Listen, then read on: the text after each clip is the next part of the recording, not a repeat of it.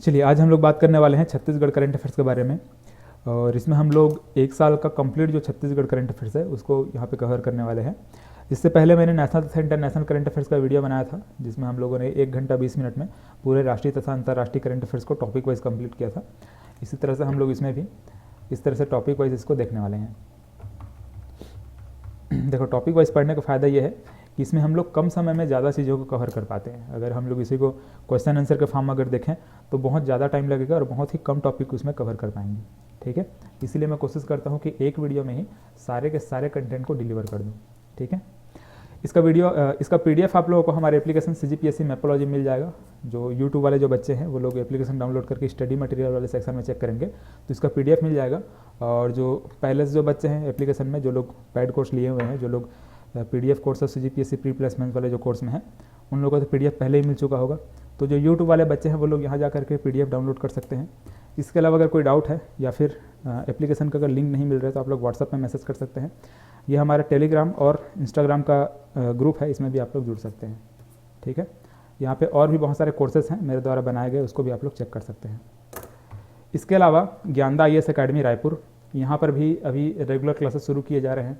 CGPSC Vyapam SI वगैरह का भी क्लास शुरू हो रहे हैं, एडमिशन ओपन हो चुका है, तो यहाँ पर भी आप लोग क्लासेस ज्वाइन कर सकते हैं। ये क्लासेस ऑफलाइन और ऑनलाइन दोनों ही चलते हैं, तो इसको भी आप लोग देख सकते हैं। ठीक है, इसका सेंटर शंकर नगर रायपुर में यहाँ पे है, एड्रेस लिखा हुआ है नीचे में, आप लोग देख सकते हैं। चलिए शुरू करते हैं। देखिए, तो सबसे पहले हम लोग क्या करेंगे, ये गणतंत्र दिवस 26 जनवरी 2021 और यहाँ पे 2022। ठीक है, 2022 और 2021 का जो गणतंत्र दिवस है दोनों को हम लोग यहाँ पे देखेंगे, क्योंकि यहाँ से CGPSC क्या करता है, प्रश्न बना देता है। ठीक है, प्रश्न उठा लेता है। जैसे कि एक प्रश्न पूछा गया था यहाँ पे धनकुल जो वाद्य यंत्र है इसके बारे में। ठीक है, यहाँ पे जो महिला धनकुल वाद्य यंत्र बजाती हुए बैठी हैं, ये प्रश्न पूछ दिया गया था। ठीक है, तो इस प्रकार से हम लोग इसको समझेंगे कि इसमें कौन कौन सा वाद्य यंत्र का उपयोग किया गया है, इसका थीम क्या है, यहाँ पे ये इस 2022 में क्या शो किया गया है, तो इन चीज़ों को हमको समझना है।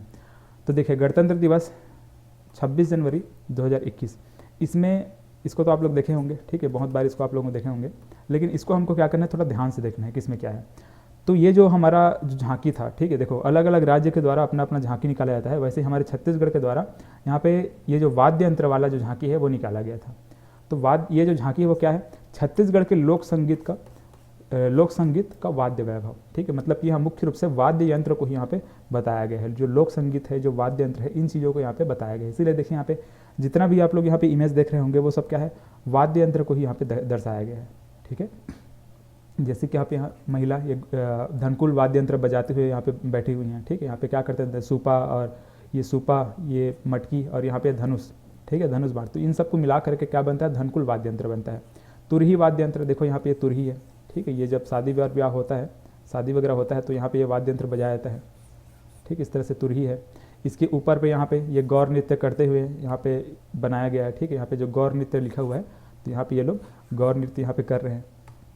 ये बाइसन हार नृत्य भी इसको बोलते हैं। यहाँ पर भी देखो, यहाँ पे बाइसन हार यहाँ पे नृत्य इस प्रकार से किया जाता है। ठीक है, जो बाइसन है उसका सींग को इस प्रकार से सिर में लगाया जाता है। ठीक है, तो इसको बोलता है बाइसन हार नृत्य।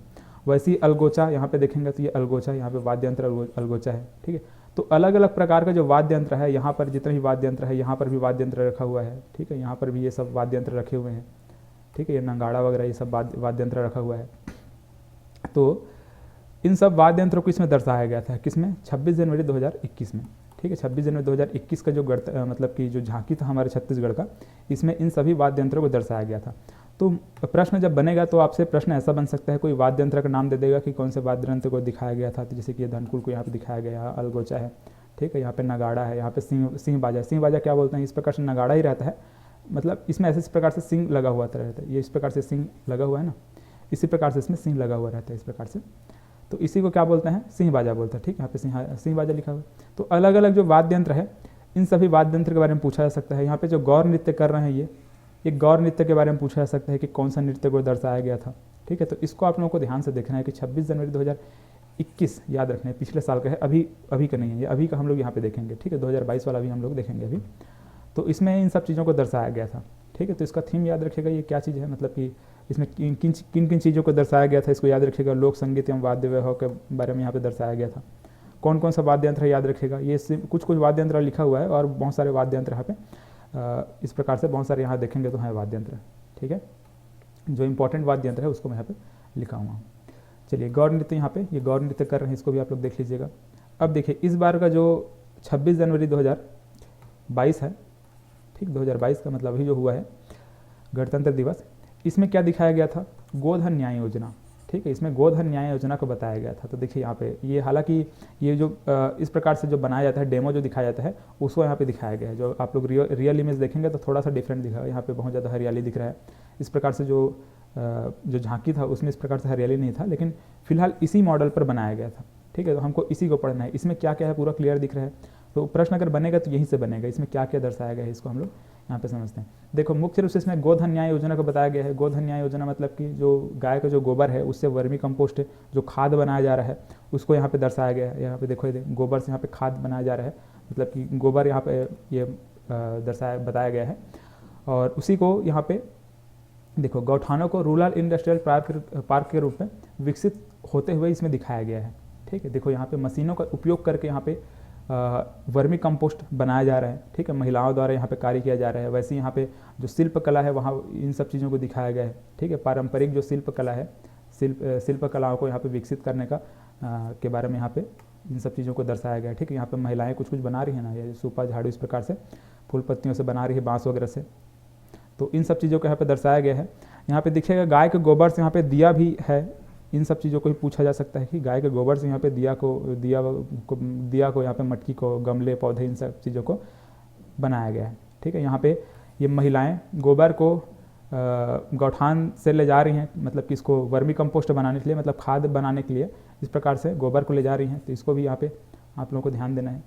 तो इस प्रकार से इन सब मतलब इसमें था जो गोधन न्याय योजना है, इन सब चीज़ों को यहाँ पे दर्शाया गया था। ठीक है, यहाँ पे गाय है, इसको याद रखिएगा, कुछ लोग इसको भय समझ लेते हैं। तो यहाँ पे गाय को दिखाया गया है। ठीक है, तो इसको थोड़ा सा आप लोग ध्यान से देखेंगे, इसमें क्या क्या चीज़ें हैं इसको आपको समझना पड़ेगा, क्योंकि CGPSC ऐसा है कि इन्हीं सब चीज़ों से प्रश्न उठा देता है। पिछले बार क्या पूछ दिया था, ये धनकुल के बारे में पूछ दिया था कि इस जो झांकी था हमारे छत्तीसगढ़ का, उसमें कौन से वाद्य यंत्र को दिखाया गया है, तो धनकुल को दिखाया गया है। इस प्रकार से ये प्रश्न बना था। तो वैसे और भी कुछ प्रश्न बना सकता है, यहाँ से कुछ प्रश्न बना सकता है कि इसमें कौन सा वाद्य यंत्र है, या फिर कुछ भी मतलब वाद्य यंत्र नहीं, इसमें किन चीज़ों को दर्शाया गया है। ठीक है, तो मुख्य रूप से गोधन न्याय योजना को, ये 2 पॉइंट और याद रखिएगा। गौठानों को रूरल इंडस्ट्रियल पार्क के रूप में विकसित करते हुए यहाँ पे दिखाया गया है। ठीक है, इस तरह से यहाँ पे पारंपरिक शिल्प कलाओं का विकास के रूप में प्रदर्शित किया गया है। यहाँ पे पारंपरिक जो शिल्प कला है उसको यहाँ पे दिखाया गया। महिलाएं अपने जो शिल्प कलाएं हैं, मतलब कि बाँस वगैरह से, झाड़ू वगैरह का, यहाँ पे मूर्ति वगैरह का निर्माण अपने से कर रही हैं, इनको दिखाया गया। चलिए, तो दोनों को आप लोग ध्यान से देख लीजिएगा। चलिए अब देखते हैं, इसके बाद हमारा मुख्य पॉइंट पे आते हैं, गुरु घासीदास राष्ट्रीय उद्यान। तो गुरु घासीदास राष्ट्रीय उद्यान को टाइगर रिजर्व क्षेत्र घोषित कर दिया गया है। ठीक है, याद रखना, छत्तीसगढ़ का 4वां क्रम का टाइगर रिजर्व होगा, हमारे भारत देश का 53वां क्रम का टाइगर रिजर्व होगा। गुरु घासीदास राष्ट्रीय उद्यान और तमोर पिंगला अभ्यारण्य दोनों को मिला करके ये टाइगर रिजर्व बनाया गया है। ठीक, गुरु घासीदास टाइगर रिजर्व। देखो छत्तीसगढ़ में पहले 3 टाइगर रिजर्व थे, Indravati tiger reserve, Achanakmar tiger reserve, Sita नदी टाइगर रिजर्व। ठीक है, तीनों 2009 में बनाया गया था। अभी वर्तमान में 2021 में ये गुरु घासीदास टाइगर रिजर्व और बन चुका है। ठीक है, कौन सा क्रम का, 4थे क्रम का। तो इसको याद रखिएगा, बहुत इंपॉर्टेंट है ये। हमारे छत्तीसगढ़ में टोटल टाइगर रिजर्व कितने हो गए, 4 टाइगर रिजर्व हो चुके हैं। इसके अलावा हमारे भारत में 2021 में और कौन कौन से टाइगर रिजर्व बनाए गए हैं इसको भी याद रखना है। 53वां क्रम का, 51वां क्रम का, 51वां क्रम का, 52वां क्रम का और 53वां क्रम का। ठीक है, तो ये 3 टाइगर रिजर्व और बनाए गए हैं। इसमें देखिएगा श्री विल्लीपुत्तूर मेघामलाई टाइगर रिजर्व तमिलनाडु में है, रामगढ़ विषधारी टाइगर रिजर्व राजस्थान में है, और ये गुरु घासीदास टाइगर रिजर्व 53वां क्रम का हमारे छत्तीसगढ़ में है। ठीक है, तो ये तीनों को भी आपको याद रखना है। हो सकता है ऑब्जेक्टिव में ये प्रश्न दे दे कि कौन सा टाइगर रिजर्व 2021 में नहीं बनाया गया, ऐसे तो ये 3 दे देगा, कोई और एक टाइगर रिजर्व को शामिल कर देगा, तो वहाँ पे आप लोग कन्फ्यूज जाएंगे। तो तीनों को आपको याद रखना है, श्री विल्लीपुत्तूर मेघामलाई, और ये रामगढ़ विषधारी टाइगर रिजर्व, और ये गुरु घासीदास टाइगर रिजर्व। ठीक है, क्रम को याद रखिएगा, 4था और 53वां। एरिया याद रखिएगा, कोर जोन एरिया 2049 वर्ग किलोमीटर, बफर जोन याद रखिएगा 780 वर्ग किलोमीटर, कुल एरिया याद रखिएगा 2829 वर्ग किलोमीटर। ठीक है, तो इसको याद रखिएगा 2829 वर्ग किलोमीटर को ये जो गुरु घासीदास टाइगर रिजर्व है इसका क्षेत्रफल है ये। ठीक है, तो इसको आपको विशेष करके याद रखना है। चलिए इसमें ये चीज़ को ध्यान में रखना है आपको कि गुरु घासीदास राष्ट्रीय उद्यान और तमोर पिंगला अभ्यारण्य, ठीक है, ये कहाँ है, सूरजपुर में है और ये कहाँ है, कोरिया में है। तो ये दोनों को मिला करके टाइगर रिजर्व बनाया गया है, ठीक है। ये टाइगर रिजर्व है, तमोर पिंगला अभ्यारण्य और गुरु घासीदास राष्ट्रीय उद्यान, ये दोनों को मिला करके बनाया गया है, तो इसको भी आपको ध्यान में रखना है। चलिए इसके बाद देखते हैं लेमरू एलिफेंट रिजर्व। देखो ये प्रस्तावित है अभी लेमरू एलिफेंट रिजर्व। तो इसमें देखें जसपुर का बादलखोल अभ्यारण्य, सूरजपुर का तमोर पिंगला अभ्यारण्य और बलरामपुर का सेमरसोत अभ्यारण्य और कोरबा का लेमरू वन क्षेत्र, ये चारों को मिला करके लेमरू एलिफेंट रिजर्व बनाया जा रहा है, ठीक है। अब ये प्रस्तावित है, अभी पूरा बना नहीं है। तो देखो 2007 में क्या हुआ था, 2007 में केंद्र सरकार ने 450 वर्ग किलोमीटर वन क्षेत्र को लेमरू हाथी रिजर्व बनाने का मतलब अनुमति दे दी थी, लेकिन 2011 में राज्य सरकार ने इस क्षेत्र को 1995 वर्ग किलोमीटर तक विस्तारित करने का फैसला लिया, ठीक है। मतलब हमारे छत्तीसगढ़ ने क्या डिसाइड किया कि इसको हम लोग इस क्षेत्र में इसको बनाएंगे, ठीक है। मतलब पहले तो इतना क्षेत्र में बनाएंगे ऐसे बोल रहे थे, अब इतने क्षेत्र में मतलब कि 1995 वर्ग किलोमीटर में ये जो हाथी रिजर्व है इसको बनाने का डिसीजन लिया गया, किसके द्वारा, छत्तीसगढ़ सरकार के द्वारा 2019 में, ठीक है। लेकिन देखो अब क्या हुआ, अगर इतने बड़े एरिया में 1995 वर्ग किलोमीटर में अगर ये एलिफेंट रिजर्व बना दिया जाए तो क्या होगा, वहाँ जितने भी जो कोल माइंस है, मतलब कि कोयला के जो खदान है, कोयला खदान है, वो सब क्या हो जाएंगे, उनका यूज़ नहीं हो पाएगा।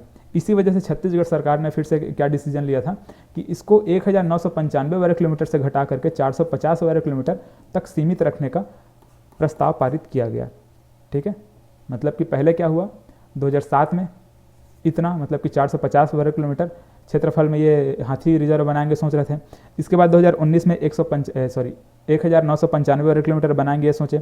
इसके बाद फिर से कितना कम कर दिया गया, 450 वर्ग किलोमीटर में बनाने का प्रस्ताव रखा गया। लेकिन मुख्यमंत्री बघेल जी ने कैबिनेट चर्चा के पश्चात इस क्षेत्र को कम नहीं करने का फैसला लिया गया है, ठीक है। इस क्षेत्र को कम ना करने का फैसला लिया गया, मतलब कि अब जो बनेगा, मतलब कि लेमरू एलिफेंट रिजर्व जो बनेगा वो कितने क्षेत्र में बनेगा, इतना, ठीक है, 1995 वर्ग किलोमीटर में ही बनाया जाएगा। तो इसको आप लोग याद रखिएगा, ये पूरा डिटेल यहाँ पे लिखा हुआ है, तो इसको आप लोग और पढ़ सकते हैं। इसमें यही बताया गया है कि हाँ पहले इतना ये जो 450 वर्ग किलोमीटर इसमें बनाने का प्रस्ताव रखा गया, फिर उसके बाद 1995 में बनाने के बारे में सोचा गया है। इसके बाद सोचे कि हाँ जितने भी कोयला खदान है वो सब यूजलेस हो जाएंगे, उनका कोई उपयोग नहीं हो पाएगा। ये सोच करके फिर से उसको कम करने के बारे में सोच रहे थे, इतना करने के बारे में सोच रहे थे, मतलब कि 450 करने के बारे में सोचा जा रहा था। लेकिन कैबिनेट मिशन की चर्चा के बाद ये डिसीजन लिया गया कि नहीं, इसको इतना ही क्षेत्रफल रखा जाएगा, कितना, 1995 वर्ग किलोमीटर इसका क्षेत्रफल अभी भी रखा जाएगा, ठीक है। मतलब क्षेत्रफल को कम नहीं करने का फैसला लिया गया, तो इसको आपको ध्यान में रखना है।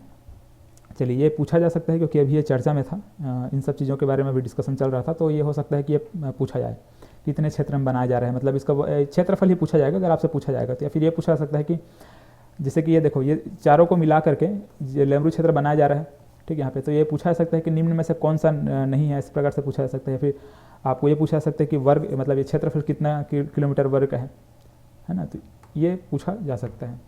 चलिए इसके बाद देखते हैं बादल का लोकार्पण। बादल देखो, Bastar academy of dance art and language, देखो यहाँ पे आपको कहीं कहीं पे लैंग्वेज लिखा हुआ देखने को मिलेगा, कहीं कहीं पे आपको लिटरेचर देखने को मिलेगा, ठीक है। तो इसमें आपको कंफ्यूज नहीं होना, जैसे कि यहाँ पे आगे हम देखेंगे, देखो यहाँ पे Bastar academy of dance and literature, dance art and literature, ठीक है, इस प्रकार से यहाँ पे लिटरेचर लिखा हुआ है, लेकिन यहाँ पे मैं क्या लिखा हूँ, ये लैंग्वेज लिखा हुआ है, क्योंकि बहुत जगह आपको लैंग्वेज भी देखने को मिलेगा, बहुत जगह लिटरेचर भी देखने को मिलेगा, तो इसमें आपको कंफ्यूज नहीं होना है।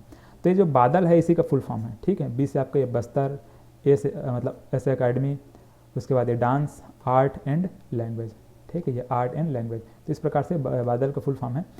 तो ये जो बादल है ये क्या है, एक एकेडमी है, किसका एकेडमी है, डांस आर्ट एंड लैंग्वेज या फिर लिटरेचर, इसका एकेडमी है। यहाँ पे क्या क्या सिखाया जाएगा, तो यहाँ पे लोकगीत, ठीक है, देखो ये बस्तर में बनाया जा रहा है ना, ये जो बादल है वो बस्तर वाले क्षेत्र में, ये आसना ग्राम जगदलपुर में बनाया जा रहा है। तो इसमें क्या क्या सिखाया जाएगा, यहाँ पे लोकगीत, ठीक है, बस्तर का जो लोकगीत है वो यहाँ पे सिखाया जाएगा, लोक नृत्य, लोक साहित्य, भाषा, ठीक है, जो बस्तर का जो भी अपना भाषा है, हल्बी वगैरह, वो सब सिखाया जाएगा, बस्तर शिल्पकला। तो इन सब चीज़ों को इस एकेडमी में सिखाया जाएगा। कौन सा एकेडमी में, ये बादल एकेडमी में मतलब कि बस्तर एकेडमी में यहाँ पे सिखाया जाएगा। तो ध्यान में रखना इसमें इंपॉर्टेंट क्या चीज़ है कि ये कहाँ बनाया जा रहा है, आसना ग्राम में, ठीक है, आसना ग्राम जगदलपुर में ये बनाया जा रहा है। इसका लोकार्पण कब किया गया, फिर शुभारंभ कब किया गया, 17 अक्टूबर 2021 में। तो ये पूछा जा सकता है कि ये जो बादल एकेडमी है इसका शुभारंभ कब से किया गया या फिर कब से शुरू हुआ, इस प्रकार से पूछा जा सकता है। तो इसको याद रखना, 17 अक्टूबर 2021 को। शुभारंभ करता कौन है, मुख्यमंत्री। हालांकि ये इंपॉर्टेंट नहीं है, ये भी इंपॉर्टेंट नहीं है। कुल लागत कितना, ये भी इंपॉर्टेंट नहीं है। चलिए, इसमें बस ये 2 पॉइंट इंपॉर्टेंट है, कहाँ बनाया जा रहा है, कब से शुरू किया गया, इसमें कौन कौन से प्रभाग होंगे या फिर कौन कौन सा यहाँ पे सब्जेक्ट होंगे, इन सब चीज़ों को यहाँ पे थोड़ा सा देख लीजिएगा। तो यहाँ पे लोकगीत होगा, लोक नृत्य होगा, लोक साहित्य होगा, भाषा होगा, ठीक है, और बस्तर शिल्पकला होगा। तो इन सब चीज़ों वहाँ पे सिखाया जाएगा, किसमें, बादल में। देखो, और बादल और इंदिरा कला संगीत विश्वविद्यालय खैरागढ़ के बीच MOU साइन हुआ है, ठीक है, मतलब कि यहाँ पे समझौता हुआ है किसके मध्य, बादल, ये जो Bastar academy of dance art and language, इसके मध्य, इसके और इसके मध्य, ठीक है, मतलब इंदिरा कला संगीत विश्वविद्यालय और बादल के मध्य यहाँ पे MOU मतलब कि साइन किया गया है, मतलब कि यहाँ पे समझौता किया गया है इन दोनों के बीच में। इसके बाद देखिए इंपॉर्टेंट क्या है, और परिसर स्थित भवनों का नामकरण। जैसे कि इसमें ध्यान देंगे, अलग अलग जो भवन बनाया गया है इसमें, जैसे कि ये एक अलग है, मतलब भवन के अंदर कौन जो एक अलग जो परिसर है वो, यहाँ पे ये दूसरा वाला। तो इन सब चीज़ों को नाम दिया गया है, ठीक है। जो अलग अलग जो भवन है इसको, जब मतलब अलग अलग जो परिसर या फिर अलग अलग जो भवन है इसको अलग अलग नाम दिया गया है। जैसे कि प्रशासनिक भवन को शहीद झाड़ा सिरहा के नाम पर रखा गया है। आवासीय परिसर को शहीद गेंद सिंह के नाम पर रखा गया है, जो हल्बा जनजाति के थे। लाइब्रेरी व अध्ययन भवन को वीर गुंडाधुर के नाम पर रखा गया है, ठीक है। जैसे कि यहाँ पे देखिए, यहाँ पे शहीद, यहाँ पे झाड़ा सिरहा, ठीक है, लिखा हुआ है यहाँ पे, ठीक है, शहीद झाड़ा सिरहा। तो यहाँ पे देखिए शहीद झाड़ा सिरहा, तो ये कौन सा प्रशासनिक भवन है। तो प्रशासनिक भवन को किस नाम से जाना जाएगा, झाड़ा सिरहा के नाम से, शहीद झाड़ा सिरहा के नाम से जाना जाएगा, ठीक है। वैसे ही यहाँ पे देखिए लाइब्रेरी व अध्ययन भवन को वीर गुंडाधुर के नाम से जाना जाएगा। तो यहाँ पे क्या है, लाइब्रेरी और अध्ययन भवन है, इसको क्या शहीद वीर गुंडाधुर भवन के नाम से जाना जाएगा, ठीक है। वैसे यहाँ पे एक और क्या चीज़ है, शहीद गेंद सिंह, ठीक है। तो आवासीय परिसर को शहीद गेंद सिंह के नाम से जाना जाएगा। तो वैसे ही अलग अलग जो परिसर है इसको अलग अलग नाम से वहाँ पे रखा गया है। तो इसको भी आप लोग देख लेंगे। ये 3 इंपॉर्टेंट था, तीनों को मैंने यहाँ पे लिखा हुआ है, तीनों को याद रखेंगे, पूछा जा सकता है इसको भी, ठीक है। तो ये क्या था, बादल। फुल फॉर्म याद रखेगा, कहाँ स्थित है वो याद रखेगा, कब शुभारंभ किया गया उसको भी याद रखेगा, इसमें क्या क्या है इसको भी आप लोग देख लेंगे, ठीक है। चलिए इसके बाद देखते हैं आगे, 6वां स्वच्छता सर्वेक्षण रिपोर्ट 2021। देखो, इसको मैंने नेशनल करंट अफेयर्स में भी थोड़ा सा बताया था, क्या है कैसा है उसको बताया था, लेकिन यहाँ पे हम लोग छत्तीसगढ़ को मुख्य रूप से देखेंगे कि छत्तीसगढ़ को कौन कौन सा पुरस्कार मिला है, छत्तीसगढ़ का रैंकिंग क्या है, इसको यहाँ पे मुख्य रूप से हम लोग फोकस करेंगे। तो देखिएगा, इसको ध्यान में रखिएगा, स्वच्छ अमृत महोत्सव, ठीक है, स्वच्छ अमृत महोत्सव में ये सब पुरस्कार दिया गया। तो नई दिल्ली का जो विज्ञान भवन है, विज्ञान भवन में आयोजित हुआ था क्या, स्वच्छ अमृत महोत्सव। जो स्वच्छ अमृत महोत्सव है वो कहाँ आयोजित हुआ था, ऐसा पूछा सकता है। तो नई दिल्ली विज्ञान भवन में आयोजित हुआ था। इसमें छत्तीसगढ़ को 100 से अधिक शहरी निकाय या फिर अर्बन लोकल बॉडीज़ वाले राज्यों में छत्तीसगढ़ को कौन सा स्थान मिला है। देखो, छत्तीसगढ़ को स्वच्छतम राज्य का पुरस्कार मिला है, मतलब कि शहरी स्थानीय निकाय, मतलब कि अर्बन लोकल बॉडीज़ वाले जो श्रेणी है उसमें छत्तीसगढ़ को स्वच्छतम राज्य का पुरस्कार प्राप्त हुआ है, ठीक है। तो इसको आप लोग ध्यान में रखिएगा। इसके बाद देखिएगा, सफाई मित्र सुरक्षा चैलेंज, इसमें छत्तीसगढ़ को प्रथम पुरस्कार मिला है, ठीक है। सफाई मित्र सुरक्षा चैलेंज, ये इंपॉर्टेंट है, याद रखिएगा इसको। सफाई मित्र सुरक्षा चैलेंज में छत्तीसगढ़ को प्रथम पुरस्कार प्राप्त हुआ है। छत्तीसगढ़ को देश का प्रथम ODF++ राज्य घोषित किया गया है, ठीक है। देखो, ODF++ का मतलब ये है कि जहाँ पे खुले में शौच नहीं होता, ठीक है, जिस राज्य में खुले में शौच बिल्कुल भी नहीं होता उस राज्य को ODF++ राज्य घोषित कर दिया जाता है। तो इसीलिए हमारे छत्तीसगढ़ को क्या, यहाँ पे खुले में शौच नहीं होता, इसी वजह से ODF++ राज्य घोषित किया गया है। और इसके बाद देखिए, 10 लाख से अधिक आबादी वाले श्रेणी में हमारे छत्तीसगढ़ का यहाँ पे रायपुर है, 6वां स्थान प्राप्त हुआ है रायपुर को। तो छत्तीसगढ़ में क्या है, 10 लाख से अधिक आबादी, ये रायपुर में क्या है, रायपुर शहर में क्या है, 10 लाख से अधिक आबादी है। तो 10 लाख से अधिक आबादी वाला जितना भी ये शहर है इसमें हमारे रायपुर को 6वां स्थान प्राप्त हुआ, याद रखिएगा। सबसे पहला स्थान किसको मिला है, इंदौर को मिला है। मैं जो इंडियन करंट अफेयर्स है उसमें मैं समझा चुका हूँ इसको। तो इंदौर को पहले स्थान पर प्राप्त हुआ है 5वीं बार, इससे पहले 4 बार और प्राप्त हो चुका है। और हमारे रायपुर को 6वां स्थान प्राप्त हुआ है, तो इसको याद रखिएगा, ये इंपॉर्टेंट है, ठीक है, तो ये क्या था, 10 लाख से अधिक आबादी वाले जो शहर हैं उसके बारे में हम लोगों ने देखा। अब देखें यहाँ पे 1 लाख से 10 लाख तक के आबादी वाले जो शहर हैं, इसमें अंबिकापुर को दूसरा स्थान प्राप्त हुआ है। ठीक है, इसको याद रखिएगा, अंबिकापुर को दूसरा स्थान प्राप्त हुआ है। छत्तीसगढ़ का अंबिकापुर यहाँ पे दूसरे स्थान पर है, किसमें, 1 लाख से 10 लाख तक की आबादी वाले शहर में। इसके बाद देखिए हमारे छत्तीसगढ़ को प्रथम स्थान किस किस कौन कौन से क्षेत्र में प्राप्त हुए हैं, मतलब कि कौन कौन से जनसंख्या वाले शहरों को प्राप्त हुआ है, इसको देखिएगा। तो 50,000 से 1 लाख वाले जो शहर हैं, इसमें भिलाई चरौदा है। ठीक है, भिलाई चरौदा। और 25 से 50,000 वाले जो जनसंख्या वाले जो शहर है, इसमें कंवर्धा है, इसको प्रथम स्थान प्राप्त हुआ है। और यहाँ पे 25,000 से कम वाले जो शहर हैं, मतलब 25,000 से कम जनसंख्या वाले जो शहर है, इसमें पाटन को प्रथम स्थान प्राप्त हुआ है। तो यहाँ पे ध्यान रखिएगा, ये प्रथम स्थान है, मतलब कि प्रथम स्थान कंवर्धा को भी मिला है, भिलाई चरौदा को मिला है और यहाँ पे पाटन को मिला है। सबका जो जनसंख्या वाला श्रेणी है अलग अलग है, याद रखिएगा। ठीक है, इस जनसंख्या की श्रेणी में भिलाई चरौदा प्रथम है, इसमें कंवर्धा प्रथम है, 25,000 से कम वाले में पाटन प्रथम है। ठीक है, तो ये सब प्रथम प्रथम राज्य के यहाँ पे लिखा गया है। ठीक है, तो इतना तो इंपॉर्टेंट है। इसके अलावा और भी बहुत सारे हैं जिसको दूसरा तीसरा क्रम प्राप्त हुआ है। हमारे छत्तीसगढ़ बहुत सारे ऐसे जिले हैं, मतलब कि बहुत सारे शहर हैं उनको, लेकिन फिलहाल इतने को याद रखने हैं हमको। ये क्यों याद रखने, क्योंकि ये प्रथम स्थान पर है। हमारे छत्तीसगढ़ में जो शहर प्रथम पे हैं उसको यहाँ पे लिखा गया है, और बाकी ये 1 लाख से 10 लाख और ये 10 लाख से अधिक वाले जो श्रेणी है, इसमें यहाँ पे रायपुर और यहाँ पे अंबिकापुर को याद रखेगा। ठीक है, दूसरे नंबर पर अंबिकापुर यहाँ पे, और यहाँ पे 6वें नंबर पर है रायपुर। चलिए, तो इसमें इंपॉर्टेंट क्या है, अब छत्तीसगढ़ को सबसे स्वच्छतम राज्य घोषित किया गया है। ठीक है, 100 से अधिक शहरी निकाय वाले श्रेणी में सफाई मित्र सुरक्षा चलन प्राप्त हुआ है। छत्तीसगढ़ को ODF++ घोषित किया गया है। तो ये यहाँ का इंपॉर्टेंट पॉइंट भी याद रखेगा। और यहाँ पे 6वां स्थान, यहाँ पे दूसरा स्थान, और ये 3 शहरों को याद रखेगा। देखिए, तो छत्तीसगढ़ राज्य के जो प्रमुख आयोगों के अध्यक्ष है उसको हम लोग को यहाँ पे देखना पड़ेगा। बहुत इंपॉर्टेंट टॉपिक है कि यहाँ से हमेशा प्रश्न बनता है। कोई भी एक आयोग का नाम उठा कर दे देगा और पूछेगा कि इसका अध्यक्ष कौन है। ठीक है, तो इसको हमको याद रखना पड़ेगा। तो देखिएगा, छत्तीसगढ़ राज्य का महिला आयोग अध्यक्ष है श्रीमती किरणमयी नायक। ठीक, काफ़ी लोगों को पता होगा। छत्तीसगढ़ राज्य गौ सेवा आयोग अध्यक्ष है कौन है, महंत रामसुंदर दास। देखो यहाँ पे आपको छत्तीसगढ़ राज्य सबके सामने लिखना पड़ेगा, क्योंकि मैंने शॉर्ट में लिखना था मुझे, इसलिए मैं क्या किया हूँ, टू द पॉइंट उसका नाम बस लिखा हूँ। तो आपको सामने में सबको लिखना पड़ेगा, छत्तीसगढ़ राज्य सबके सामने लगाना है आपको। तो छत्तीसगढ़ राज्य पिछड़ा वर्ग आयोग का अध्यक्ष कौन है, सियाराम साहू। छत्तीसगढ़ राज्य अनुसूचित जनजाति आयोग का अध्यक्ष भानु प्रताप सिंह। अल्पसंख्यक आयोग का अध्यक्ष, मतलब कि छत्तीसगढ़ राज्य अल्पसंख्यक आयोग अध्यक्ष महेंद्र सिंह छाबड़ा। छत्तीसगढ़ राज्य का बाल संरक्षण आयोग का अध्यक्ष तेज कुंवर नेताम। छत्तीसगढ़ राज्य का विद्युत नियामक आयोग हेमंत वर्मा। छत्तीसगढ़ राज्य राजस्व मंडल अध्यक्ष उमेश अग्रवाल।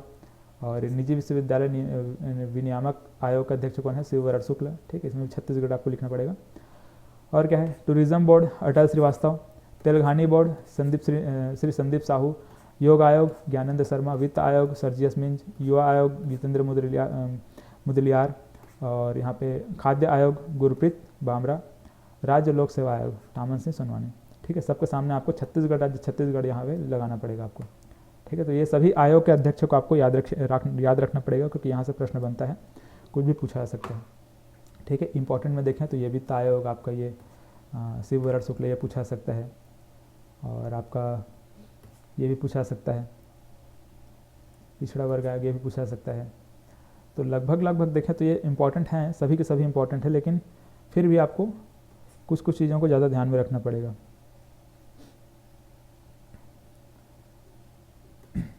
चलिए, तो इन सब चीज़ों को आपको थोड़ा सा याद रखना पड़ेगा। किसी तरह से आपको अगर ट्रिक बनता है याद करने का तो आप लोग ट्रिक बनाकर इसको याद रखें, लेकिन अगर डायरेक्ट याद होता है तो आप लोग डायरेक्ट इसको याद कर लें। ठीक है, चलिए इसके बाद देखते हैं चर्चित व्यक्तित्व। ठीक है, इंपॉर्टेंट है, यहाँ से आगे जो भी देखेंगे बहुत इंपॉर्टेंट है। तो जितने भी जो चर्चित व्यक्ति छत्तीसगढ़ के, इसको हम लोग यहाँ पे देखते हैं। देखो, छत्तीसगढ़ के नवीनतम पुलिस महानिदेशक DGP अशोक जुनेजा, श्री अशोक जुनेजा, जो कि 11वें क्रम के DGP हैं। याद रखिएगा, छत्तीसगढ़ के नवीनतम पुलिस महानिदेशक है कौन, अशोक जुनेजा। बहुत ही इंपॉर्टेंट, इसको याद रखना है ना आपको। चलिए, इसके बाद देखिए मुख्य सचिव, छत्तीसगढ़ के मुख्य सचिव अमिताभ जैन, ये 12वें क्रम का है। देखो, इसका क्रम भी आपको याद रखना पड़ेगा ना, बहुत इंपॉर्टेंट है क्रम, इन सब के लिए क्रम इंपॉर्टेंट है क्योंकि पूछा जाता है ये। तो अमिताभ जैन कौन है, छत्तीसगढ़ का मुख्य सचिव है। छत्तीसगढ़ के मुख्य सचिव कौन है, अमिताभ जैन। और अशोक जुनेजा, श्री अशोक जुनेजा 11वें क्रम का आपको याद रखना है, छत्तीसगढ़ का पुलिस महानिदेशक। इसके बाद देखिए छत्तीसगढ़ उच्च न्यायालय के मुख्य न्यायाधीश न्यायमूर्ति अरूप कुमार गोस्वामी, ये भी इंपॉर्टेंट है। ठीक है, ये 14वें क्रम का है, इसको भी याद रखना है, अरूप कुमार गोस्वामी। तो ये तीनों नाम को आपको विशेष करके याद रखना पड़ेगा। इसके बाद वित्त आयोग अध्यक्ष हम लोगों ने यहाँ पे देखा, ठीक है, यहाँ पे वित्त आयोग अध्यक्ष है सर्जियस मिंट, इसको भी याद रखना पड़ेगा, इंपॉर्टेंट ये भी। तो इन सब नाम को आपको याद रखना है। खास करके देखो इधर तो हम लोगों ने ये सर्जियस मिंट को देख लिया है, ठीक है, वित्त आयोग अध्यक्ष, लेकिन इन तीनों नाम को आपको इनके क्रम के साथ आपको याद रखना ही पड़ेगा, ठीक है। तो ये पुलिस महानिदेशक मतलब कि डीजीपी अशोक जुनेजा, मुख्य सचिव अमिताभ जैन 12वें क्रम का, और मुख्य न्यायाधीश उच्चतम न्यायालय मतलब उच्च न्यायालय के मुख्य न्यायाधीश कौन है, अरूप कुमार गोस्वामी, ठीक है। चलिए, तो इन तीनों को आपको विशेष करके याद रखना है। अब देखिए इसके बाद चित्रसेन साहू छत्तीसगढ़ के दिव्यांग पर्वतारोही हैं ये, ठीक है। यूरोप महाद्वीप के सबसे ऊंची चोटी माउंट एल्ब्रुस में इन्होंने चढ़ाई की थी, ठीक है। माउंट एल्ब्रुस को इन्होंने क्या किया, फतह किया। तो चित्रसेन साहू याद रखिएगा, इसको हाफ ह्यूमन रोबोट भी बोला जाता है। इसके दोनों पैर क्या हैं, रोबोटिक हैं, मतलब कि दोनों पैर नहीं है इसमें, जो कृत्रिम जो लगाए गए हैं पैर, मतलब कृत्रिम पैर के सहारे ये क्या चलते हैं। चित्रसेन साहू आप लोग सभी लोगों को पता होगा, नहीं तो आप लोग एक बार गूगल में सर्च करके देखेंगे चित्रसेन साहू, तो उनका इमेज मिल जाएगा, ठीक है। तो छत्तीसगढ़ के ये कहाँ मतलब ये अंबिकापुर के निवासी हैं, याद रखिएगा। जो चित्रसेन साहू हैं अंबिकापुर से हैं। तो ये छत्तीसगढ़ क्या है, एकमात्र दिव्यांग पर्वतारोही हैं। इसका देखिए निशु सिंह, ये कहाँ से है, बिलासपुर से हैं। तो निशु सिंह अफ्रीका की सबसे ऊंची चोटी किलिमंजारो, इसको इन्होंने फतह किया। किसने, निशु सिंह ने। याद रखिएगा निशु सिंह ने अफ्रीका के सबसे ऊंची चोटी क्या, किलिमंजारो को फतह किया। इसके बाद ये राहुल गुप्ता, याद रखिएगा राहुल गुप्ता, छत्तीसगढ़ का माउंटेन मैन के नाम से जाना जाता है राहुल गुप्ता। इसको मतलब इनको वीरता पुरस्कार 2021 प्रदान किया गया है, किनको, राहुल गुप्ता को। इसके बाद देखिए निशा यादव, ये भी बिलासपुर के निवासी हैं। यहाँ पे आप लोग राहुल गुप्ता याद रखिएगा, ये भी अंबिकापुर से हैं, ये भी अंबिकापुर से, और ये बिलासपुर से हैं। ये निशा यादव भी बिलासपुर से हैं, ठीक है। ये दोनों आपको निशु और निशा याद रखना है, बिलासपुर से हैं। तो जो निशा यादव है वो यहाँ पे क्या है, उत्तराखंड के नैनीताल के सबसे ऊंची चोटी नैना पीक, ठीक है। नैना पीक जो कि चीना पीक के नाम से भी जाना जाता है, पर तिरंगा फहराया, ठीक है। इन्होंने किसको फतह किया, उत्तराखंड के नैनीताल के सबसे ऊंची चोटी नैना पीक को। चलिए इसके बाद देखिए नैना सिंह धाकड़, ये इंपॉर्टेंट है ना, ये बहुत चर्चा में थी, तो इसको याद रखना है आपको।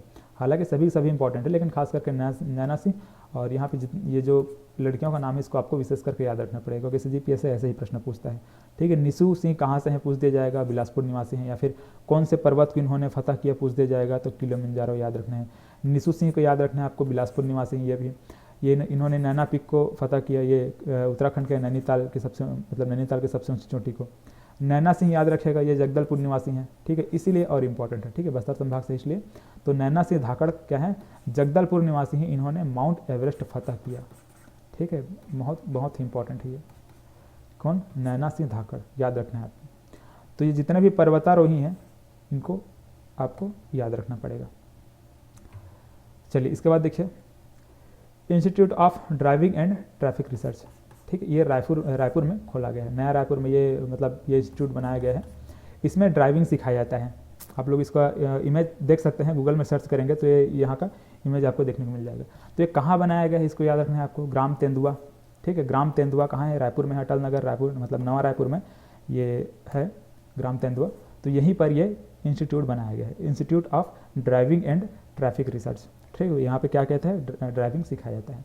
लोकार्पण कब किया गया है, 9 दिसंबर 2021, इस डेट को भी याद रखिएगा, ठीक है। देखो ये बहुत ही इंपॉर्टेंट है ना, बहुत ही इंपॉर्टेंट है।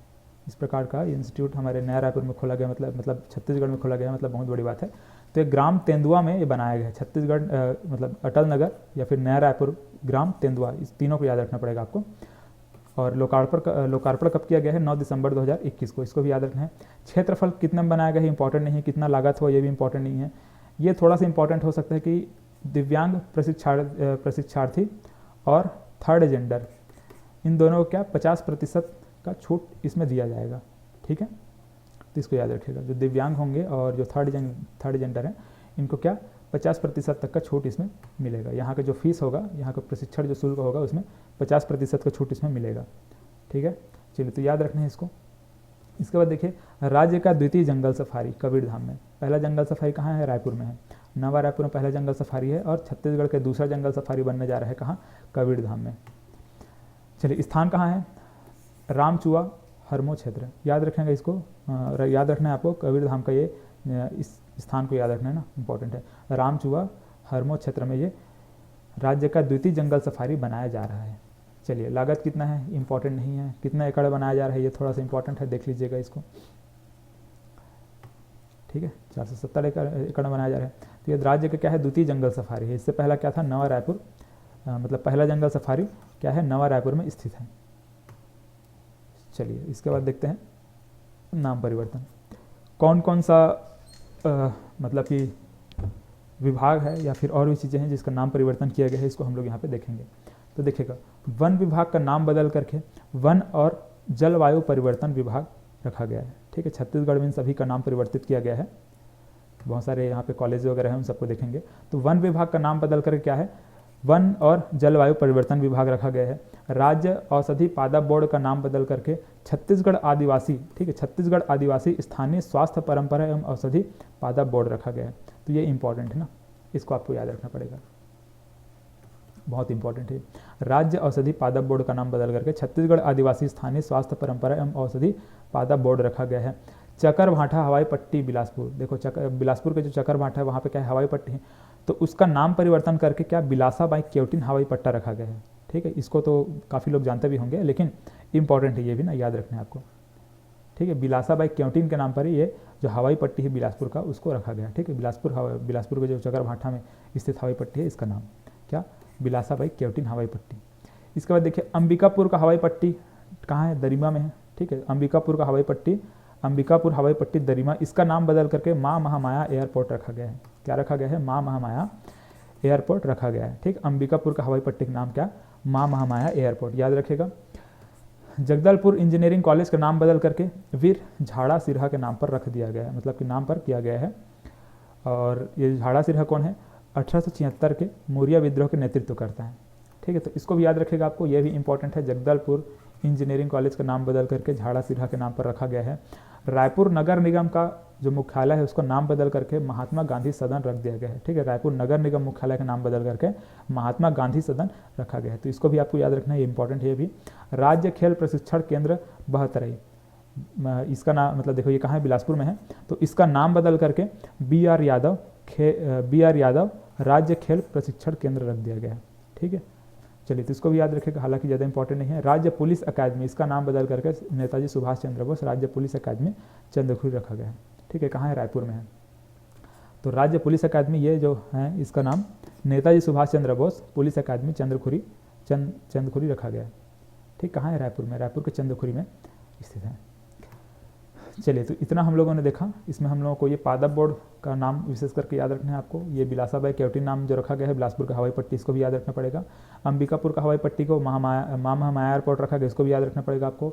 इसको भी याद रखना है, जगदलपुर इंजीनियरिंग कॉलेज का नाम वीर झाड़ा सिरहा के नाम पर रखा गया है। और फिलहाल इसको भी याद रख लीजिएगा, महात्मा गांधी सदन का नाम, ठीक है, रायपुर नगर निगम का नाम महात्मा गांधी सदन रखा गया है। चलिए, इसके बाद देखते हैं साल इंटरनेशनल ट्राइबल फेस्टिवल एंड राज्योत्सव। देखो, साल राष्ट्रीय आदिवासी नृत्य महोत्सव एवं राज्योत्सव, इसको तो आप लोग बहुत बार सुने होंगे, राष्ट्रीय आदिवासी नृत्य महोत्सव और राज्योत्सव। ठीक है, ये यहाँ तक तो आप लोगों ने सुना होगा, ये साल आप लोगों ने पहली बार सुना होगा।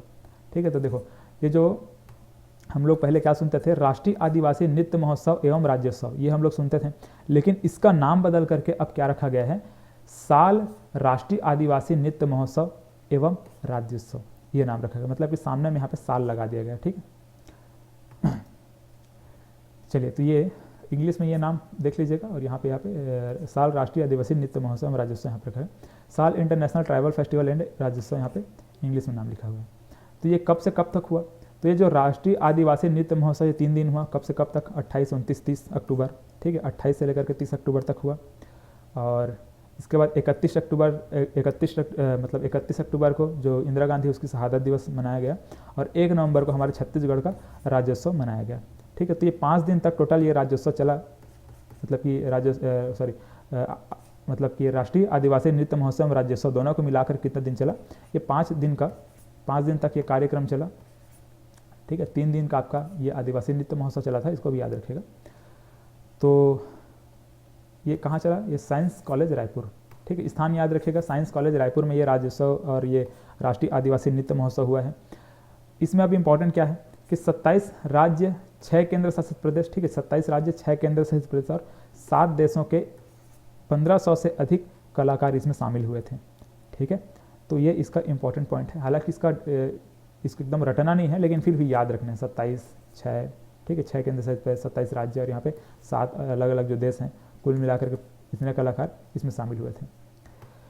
देखिए मुख्य अतिथि कौन है इसमें, श्री हेमंत सोरेन, ठीक है, श्री हेमंत सोरेन यहाँ के मतलब मुख्य अतिथि थे इसमें। किसमें, इस राज्योत्सव में मुख्य अतिथि कौन थे, मुख्यमंत्री हेमंत सोरेन। कहाँ के मुख्यमंत्री है, झारखंड के, ठीक है। तो इसको आप लोग याद रखेंगे, इंपॉर्टेंट हो सकता है।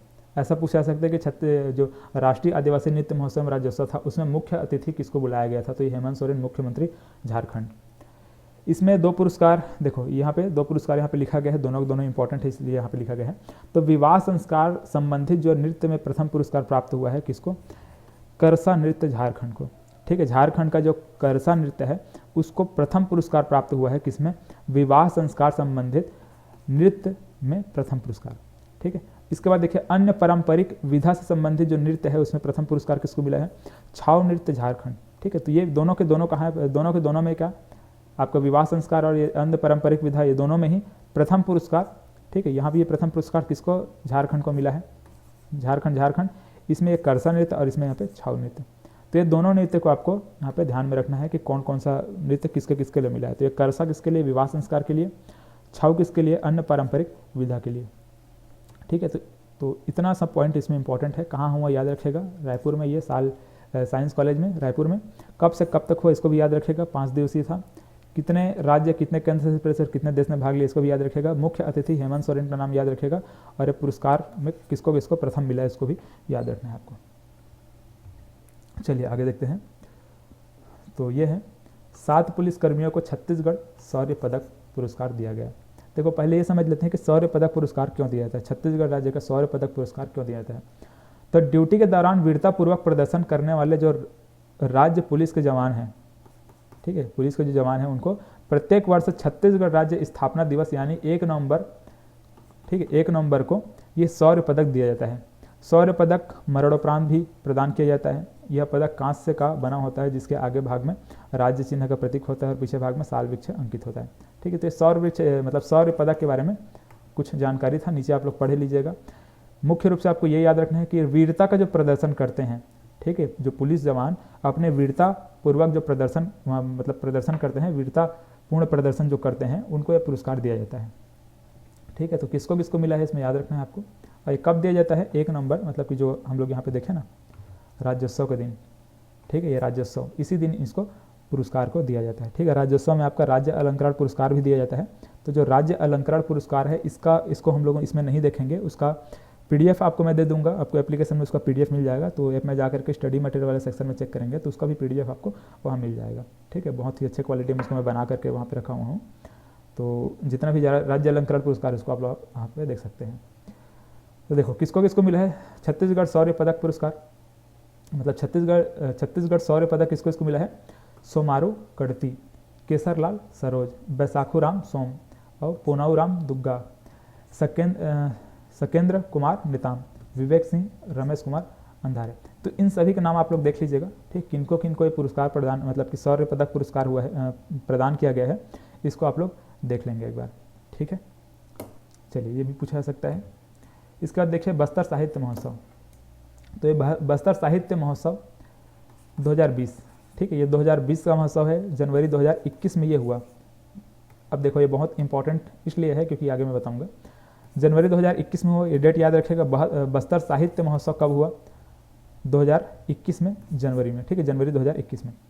देखिए मुख्य अतिथि कौन था, मुख्यमंत्री भूपेश बघेल को मुख्य अतिथि बुलाया गया था। आयोजन कहाँ हुआ, जगदलपुर में, ठीक है। बस्तर साहित्य महोत्सव मतलब कि बस्तर में हो गया, जगदलपुर में। किताबों का विमोचन, यहाँ पे कौन कौन सी किताब का विमोचन किया गया इसको भी थोड़ा देख लेंगे आप लोग। बस्तर दशहरा, कांकेर का संसार और यहाँ पे बस्तर माटी गूंज, ये 3 किताबें इसको भी आप लोग देख लेंगे हल्का फुल्का। अब देखिए यहाँ पे महत्वपूर्ण तथ्य क्या है। तो यहाँ पे जो लाला जगदलपुरी है, ठीक है, ये कौन है, साहित्यकार हैं, छत्तीसगढ़ के साहित्यकार हैं।